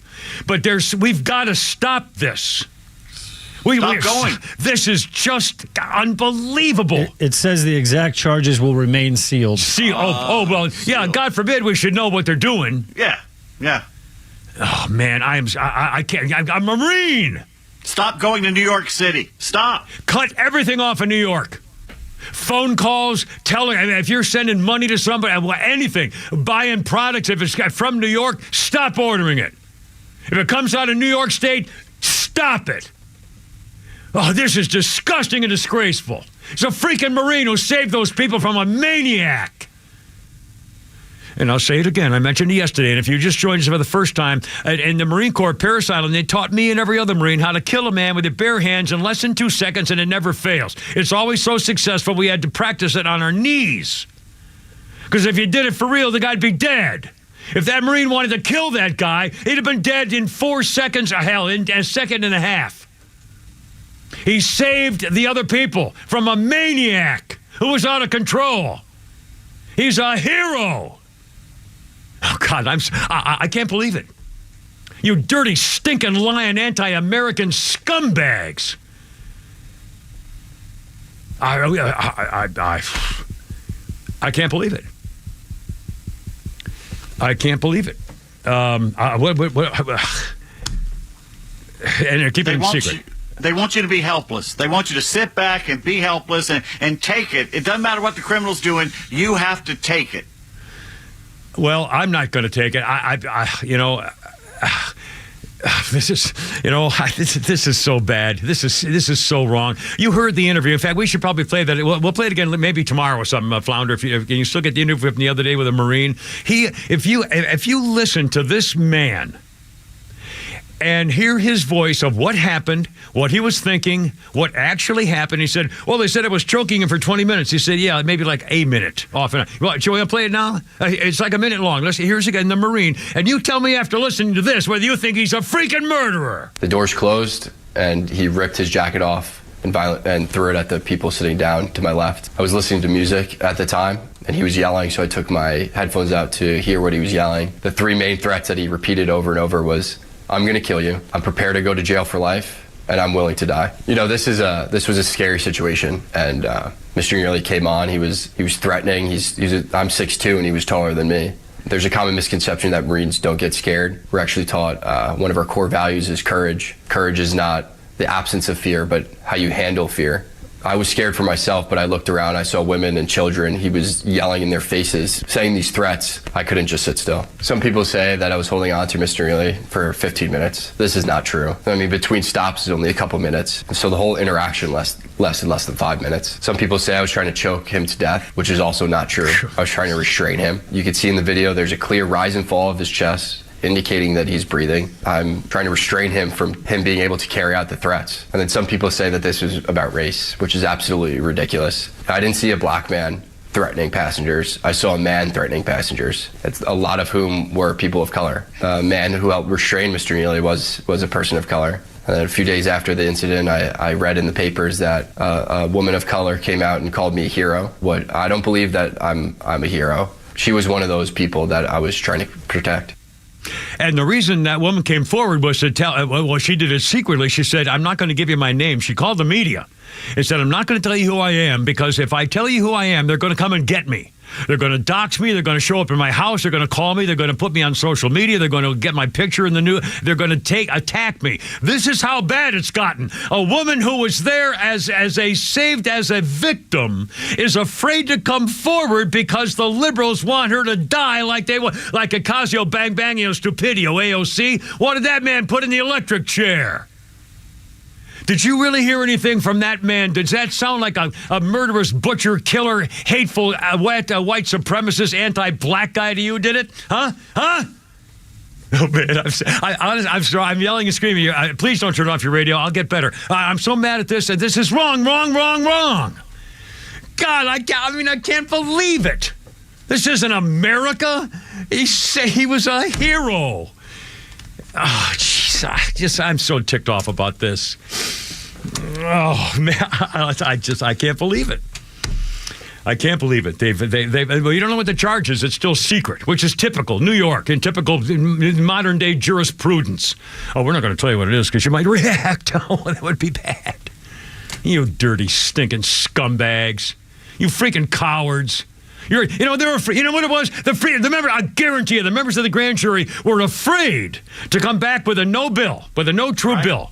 Right. They were afraid because then they'd be getting doxxed and attacked by the liberals and Ocasio Bang Bang and Stupidio and all those stinking liberal, the suspected child molester Chuck Schumer, the whole bunch of those people would have come after all those members of the grand jury because they live in New York, and they would have called them all kinds of names and doxxed them and come after them on social media, put the pictures, showed up at their houses. I guarantee you, if the grand jury hadn't come up with a no true bill and not indicted that Marine, they would have been attacked by the members of the Democrat Party and the leftist community. They would have been attacked on the lawns in front of their houses. They would have had their pictures all over social media. They would have had people surrounding their cars trying to leave the freaking parking lot.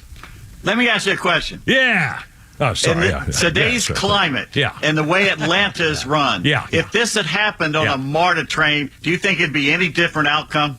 Oh no, they would have probably hanged the guy who did the hero of the MARTA train. They would have hanged him immediately. They wouldn't even give him a chance to be indicted. They would, and the mayor would probably say, "Oh well, you go ahead and attack him because it makes the rest of us safe to attack the white supremacist."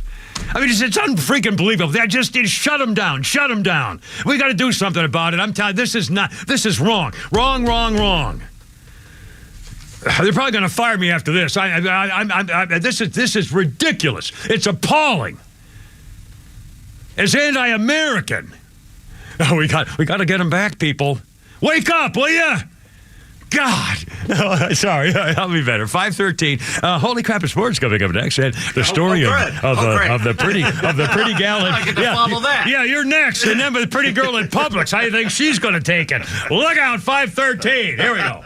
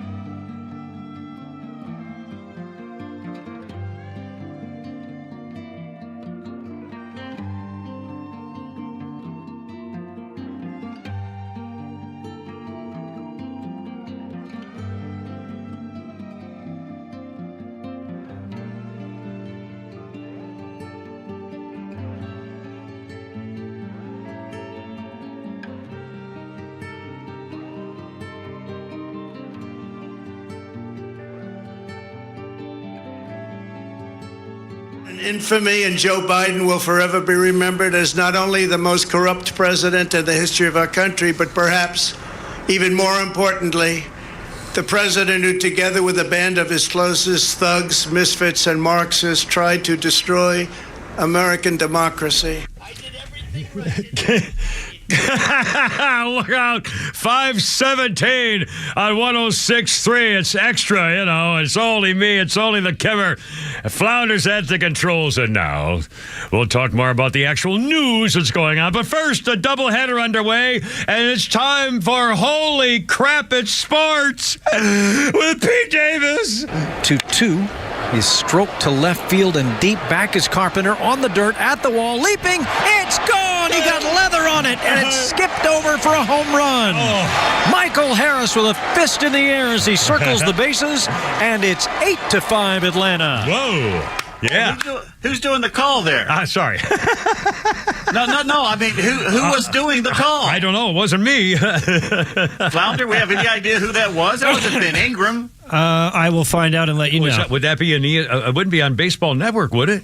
It wasn't Brandon Gaudin, was it? I don't know. I don't think so. I don't know. Well, anyway, the Braves, they spotted the Tigers a 4-0 lead and roared back for a 10-7 victory. So that's good. Spencer Strider gave up runs at the beginning, but they came back to one. And the last I heard, I think Austin Riley has hit a home run or something in the second game. It's like it's an old-fashioned doubleheader, one after the other. Yeah. So, well, we'll see what's going on with the second game. They should not have lost the first, so if they win the next two, that's all you need is win series. Yeah. Excellent. All that matters. Excellent. MLB has held games in the Field of Dreams ballpark in Iowa. Nothing that Kimmer would know about. Well, I know there's a movie about it of some kind of guy with a field. And on a military base in North Carolina. Walking in a field, a big catch. I don't know.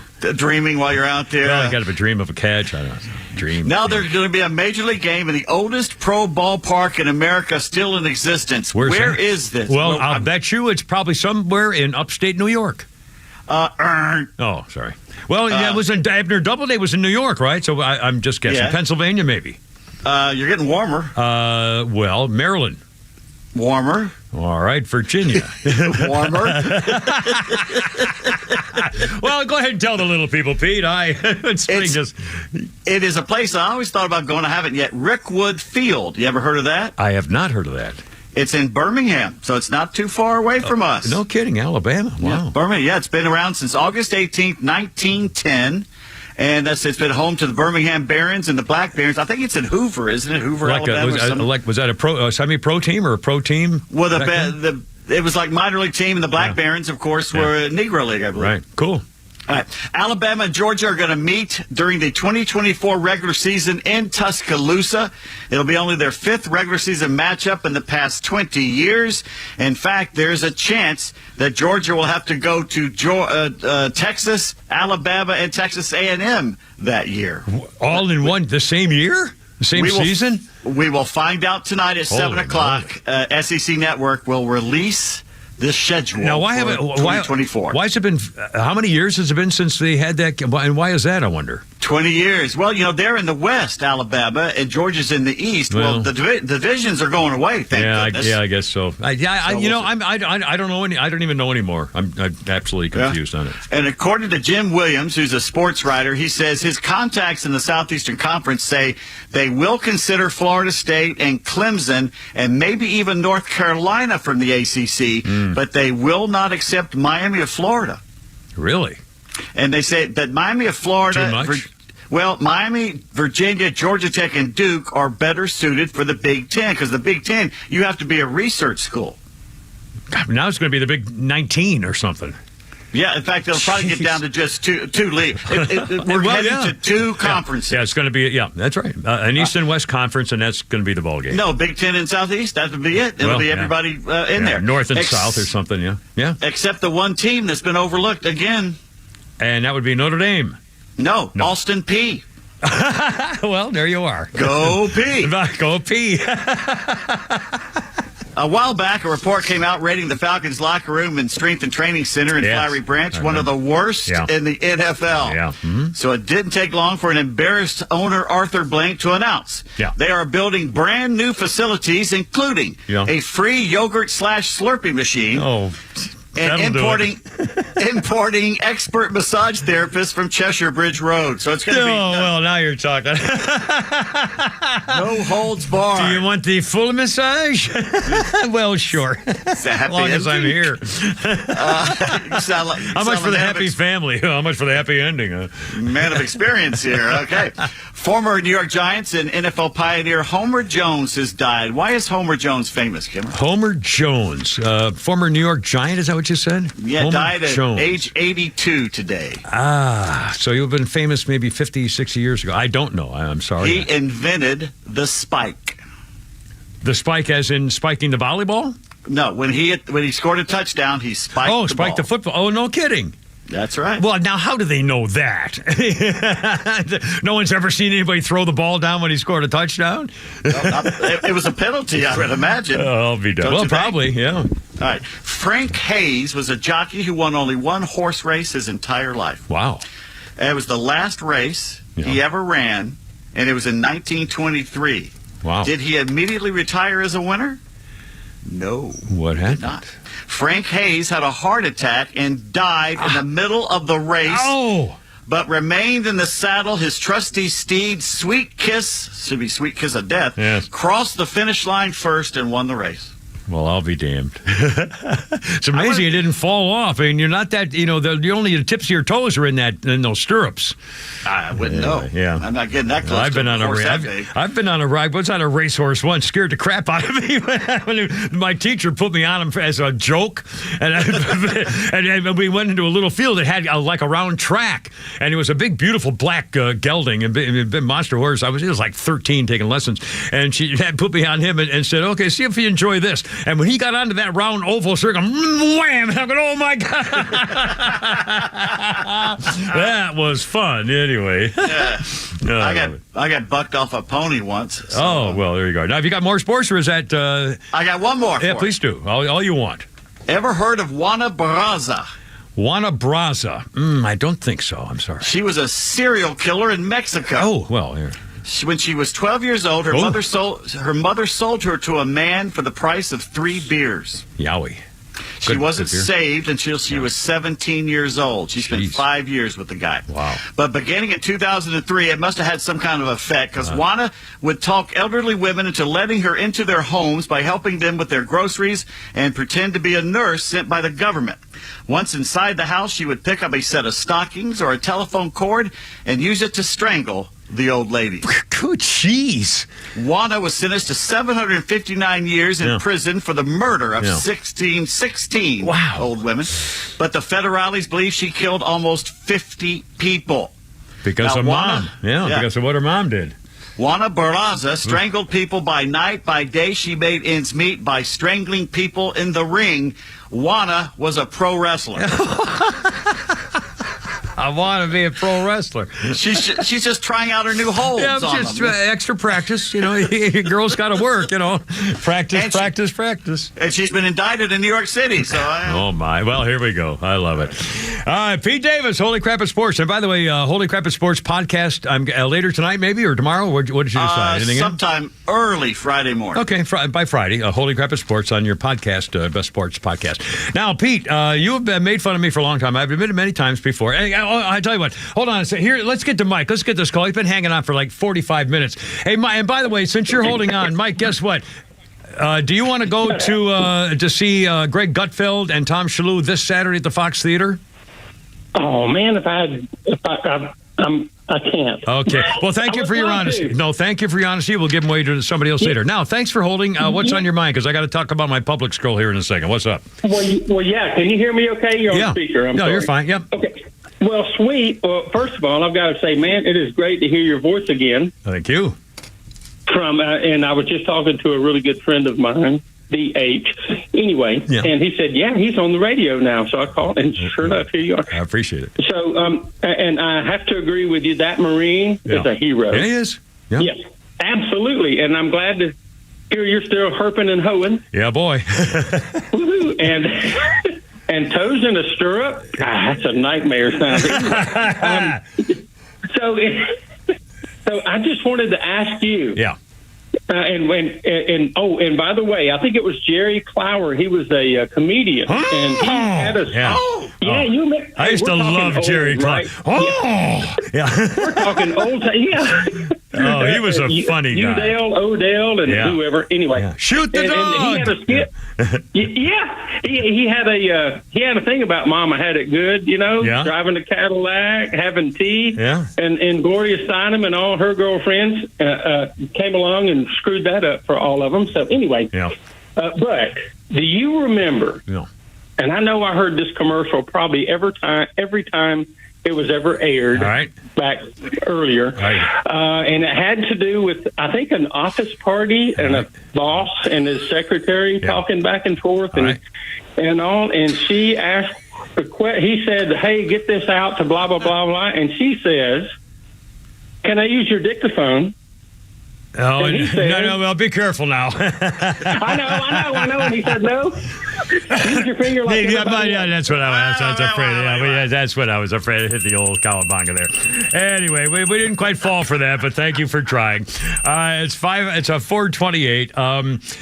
Coming up, I want to tell you about. Pete used to make fun of me. I think probably still does. I have admitted in the past that if I'm at the Publix, I used to. Well, when I was doing the podcast, I would go to the stable every day, and I go to the Publix 4 or 5 days a week to get fresh carrots for the horses. So I'm there all the time.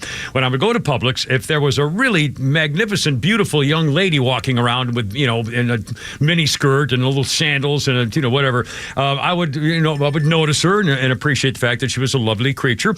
And then I will admit that occasionally I would kind of walk around the store and maybe hope I'd go down an aisle to spot her again before I left. Okay, I wouldn't oogle her. I didn't say anything. I never did. No one would ever know. She didn't know I was looking at her, but I was saying, boy, that was a beautiful girl. And I'd go home and do nothing to her. I'd be out of the store. Boom. Well, today I took it one step further. Today at Publix. No. And it's coming up. Bad touching.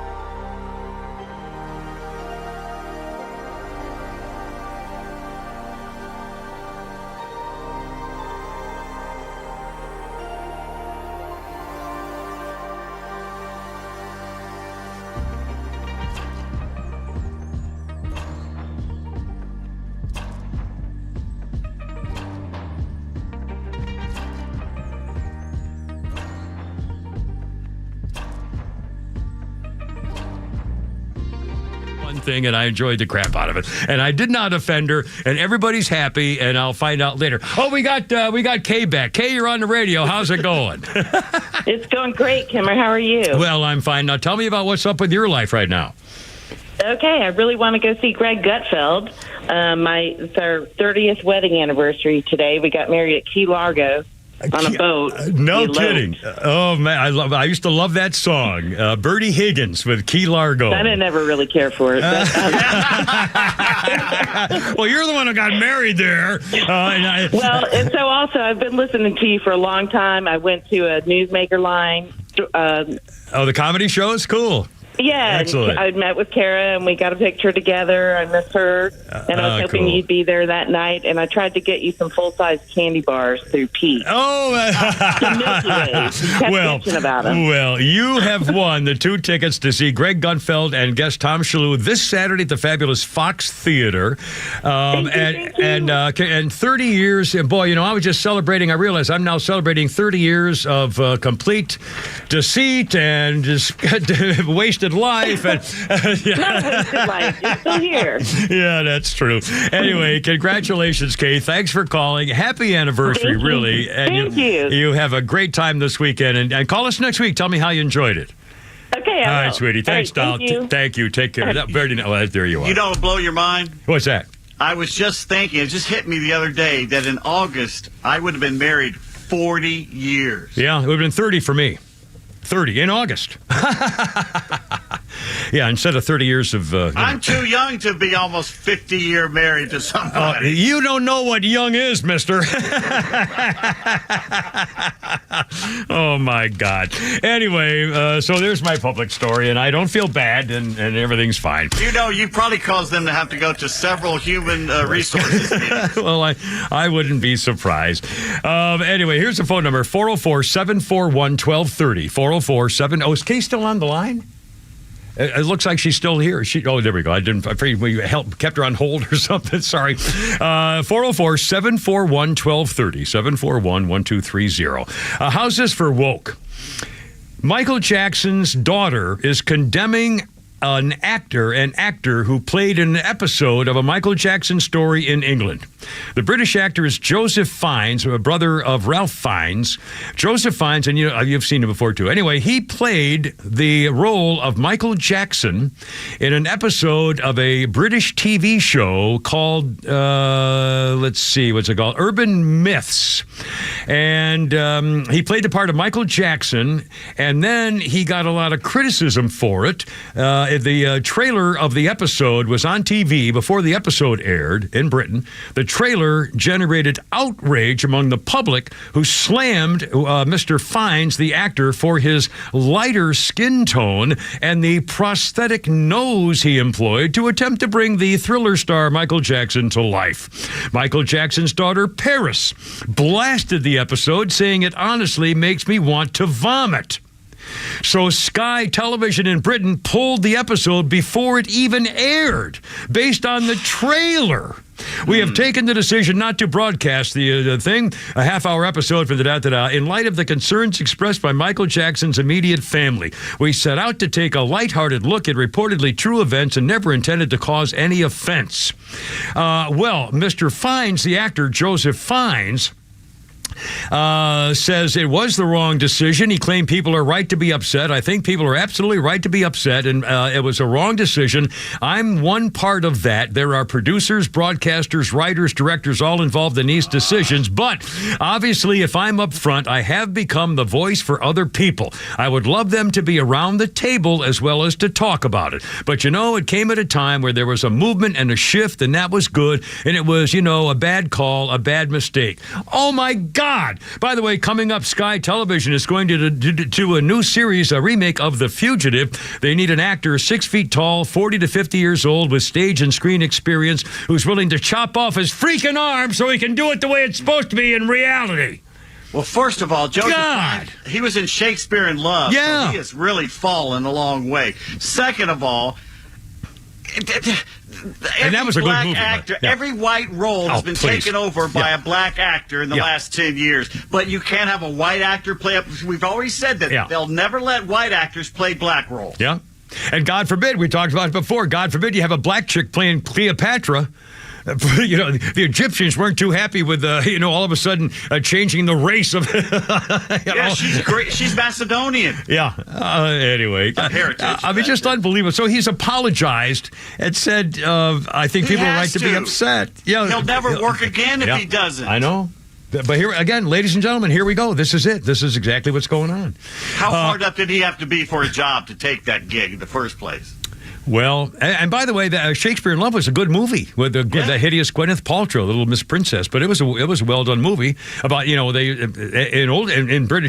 Shakespearean days, boys played girls. They didn't have women actresses. They had guys dressed up as girls. Anyway, here we go now. Have you heard of the Cavender twins? I know you have because they're athletes. The Miami Hurricanes women's basketball team has two girls, twins, Hannah and Haley Cavender. They led the Miami Hurricanes girls team to the Elite Eight in the women's basketball tournament. And according to an article in the Free Press, there's the title of the story. They got interviewed. They were told they're going to be interviewed about women's sports and things like that. Well, the title of the title of the story that came out is "The NCAA has a hot girl problem. The Cavender twins, the emerging oligarchs of women's college basketball, are not the best players, but they might be the best looking." Well, the story touches on how they marketed themselves on name, image, and likeness, NIL, and college athletics. Well, Hannah Callender says they were misled. The interview for the article was obtained by a false pretense that it would be written about life after NIL, why we didn't take our fifth year, our passions, business opportunities. We were told via the publication the context would be to see the Cavenders as a very important story, not only in the context of women's college sports, but new media culture and business opportunities. They're building a large, successful brand, and they're at the forefront of a new space, and we think that's exciting and newsworthy. And all of a sudden it came out about how freaking hot they are. Nobody wants to have sex with them. The article demeaned our athletic achievements and business accomplishments, further narrative that hardworking, creative, and driven women can only do well if they're hot. It disregards our work ethic and dedication toward the business and endeavors. It fails to acknowledge young girls and women that follow us and that we work hard to inspire. Instead, it downgrades and degrades us to hot girls. They misled us. We're disappointed and disgusted. Don't blame you. That's what they do. Modern no journalism. It's advocacy, my friends. 5:45 already. Holy smokes on extra 106.3 or something. Hold on, Ruby, you're coming up.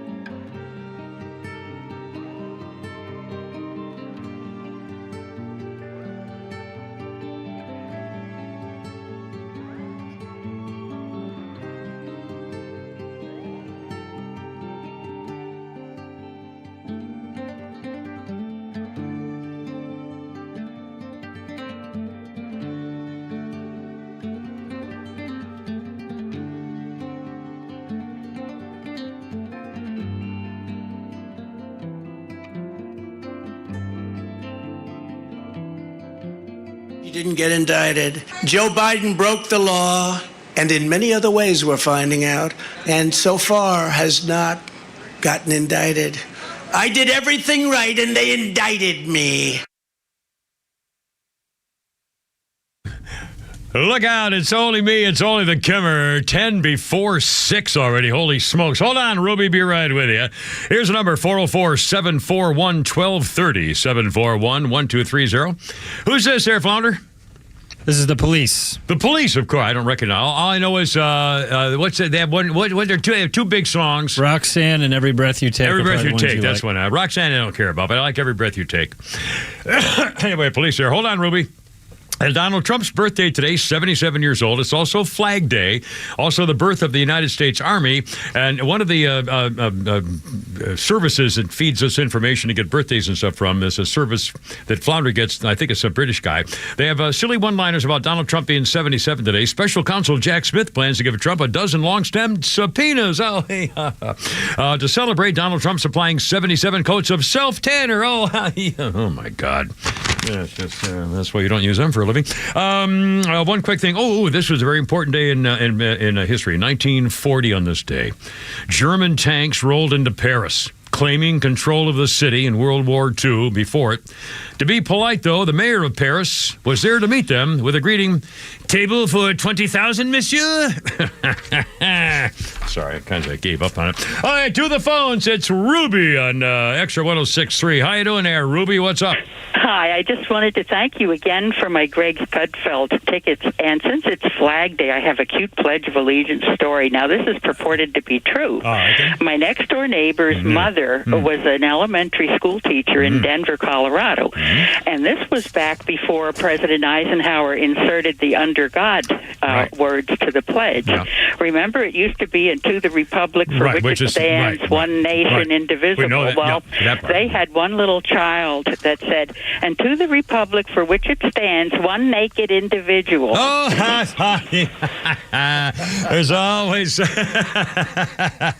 Ruby, thank you, sweetie. You have a nice day. 404-741-1230. 404... So you found it, 741-1230. I thought it was a cute story. I know. It was a very cute story. By the way, in case you just joined us, we've been talking a lot about Donald Trump, his reactions, his comments. If he's elected president again, he's going to appoint a special prosecutor to get into the Joe Zanostra crime family. Also, the reaction MSNBC was saying the news media, if you just joined us, has spent 219 minutes on the Donald Trump indictment, 0 seconds, zero coverage, and zero coverage of the Al Jazeera constipation. Not one single mention or 1 second of coverage from the media about the Biden-Burisma crime family. Not one. Not any coverage at all. How is that news? How is that an editor being responsible for keeping the American public informed? It's more than a disgrace. It ought to be an act of terrorism. You're ruining you're sending our country in the wrong direction deliberately. And for all of them to do it, it's like they're all getting the same memo from the DNC. I know. 5:53. God, what the heck was I going to do? Oh, darn it.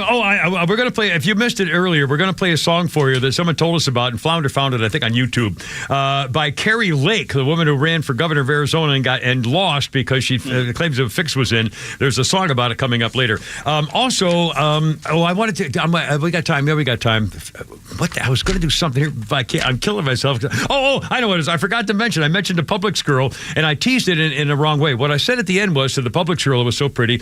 I said, Prince drive out that, and the girl said no. I said, you're beautiful. I said, hell, I'll marry you right now. In fact, I'll put you in my will. And she started laughing, and the first time I've seen her laugh or smile. So everybody came out fine. So nothing was offensive, and everybody was okay. And I did tell her I was going to marry her. Anyway, in Connecticut, check this out. Speaking of 30 years of marriage for our friend Kay, and 30 years of thinking he was finding a marriage for the Kimmer. In Connecticut, the Archdiocese of Hartford, Connecticut, the priest at St. Thomas Catholic Church in Thomaston was doing communion. And one of the Eucharistic ministers, they say, was running out of hosts, the wafers, and suddenly there were more hosts in the ciborium, which is the metal bucket vessel thing. The clergyman described the suspected miracle as very powerful, very awesome, very real, and very shocking. There have been 152 known cases in history of the Eucharist miracles recognized by the Roman Catholic Church since the beginning of the 21st century. The priest said that it was a metal vessel design. They were distributed Catholic Mass. The suspected miracle was they just kept showing up. There were either as many as there were before and even more inside the ciborium than there had been at the beginning of when they were passing out the hosts. They came out of somewhere. And they said, well, they were there. They were gone, and then they were there. It's magic. I know. I love stories like this because it's like, okay, there's proof. There is really a thing. Okay, this is something. There's extra. There's a thing. There's a God. There's a, Jesus something. I mean, doesn't that help you say, okay, feel a little better now because I'm going to die? I don't know about you. A bunch of crackers mysteriously appearing? No. Well, now, of course, in our church, we had grape juice and actual bread actual squares of bread. No wafers. It was things of bread and grape juice because it was Methodist church and they didn't allow wine, which was kind of fun. Did you hear the story? I know you did, Pete, about the former NFL running back named Peyton Hills. I didn't know him very well, but anyway, he was at Florida Beach with his mother and his son and his niece in Florida. All of a sudden, the mother says, oh, my God, they're drowning, they're drowning. He looks out and he sees his 9-year-old son and his 8-year-old niece in danger. He said, I knew I had to pay. He just ran into the water, a riptide. He knew I had to get past the son, my own son. I had to go past him struggling to get to the girl first because she was doing more struggling. She would not have made it. Somebody gave him a bodyboard. By the time he got the little girl. By the time he got to his son, he was pretty much limp. He didn't have any strength in him to swim. He held a 130-pound son, towering waves. He was going under himself. He couldn't even swim himself. He says, you're seeing my son's eyes roll back in the back of his head. You're thinking, my God, Lord, please. I really don't care about my own life. I don't, but if we can get him out of here, that's the only thing I'm going to care about now. He's drowning. His son is drowning. The little girl is drowning. He's saving them both. He finally got his son with enough strength to get back toward the shore. He started to walk, and that's when Mr. Hills collapsed himself in the water and was saved from drowning himself. Can you imagine? He said, I knew I had to go save the little girl past my son first in the water. Went past his own son because the girl was in more danger. Oh, man. And then he says his eyes back and, whew. Have you ever seen death like that, Pete, where you think it's over? Oh, yeah. That was the riptide. I got caught off San Diego. I thought this was it. And I had a choice. I said, I can give up or I can just keep going and maybe something will happen. And they sent the lifeguard out. And there was a man and a woman lifeguard, and they got there, and they couldn't get in either. So she says, we're just going to have to swim out. And we swam out past the longest concrete pier in North America on the West Coast. We had to swim so far out there, the Coast Guard had to come pick us up. Well, again, if you're in a riptide, swim with, don't fight it, go with it. Either go with it to left or right, the direction it's going, or out and away. Do not try to fight the riptide because you can't do it. You have to let it take you. I mean, go and do whatever makes you the safest, whether it's going out past it or with it to left or right instead of into shore because you won't make right it. Into the sharks. We couldn't go because there was a rock jetway there basically that would have bashed us up against it till it killed us. We had to go out. It happened to me at Cape Cod. I got caught in a riptide when I was 16, working at a summer camp, and there was rock. It wasn't a rocky shoreline, but it was Cape Cod, so the ocean there is all rocks and stuff. There's no beach, and I was all banged up like crazy. And I thought I was going to die. I couldn't get out. I couldn't get out of the water. The police had to bring us back, and we were gone an hour. And my wife was there crying because she thought she was going to have to call my mom and tell her I was dead. Yeah, wow. Here's a song to go out with. This is Carrie Lake, the former would-be governor of Arizona. The song is called I forgot what it's called, but it's about 81 million votes my ass. My ass. Here we go about the election in Arizona. I just want you all to know I'm in perfect health. We've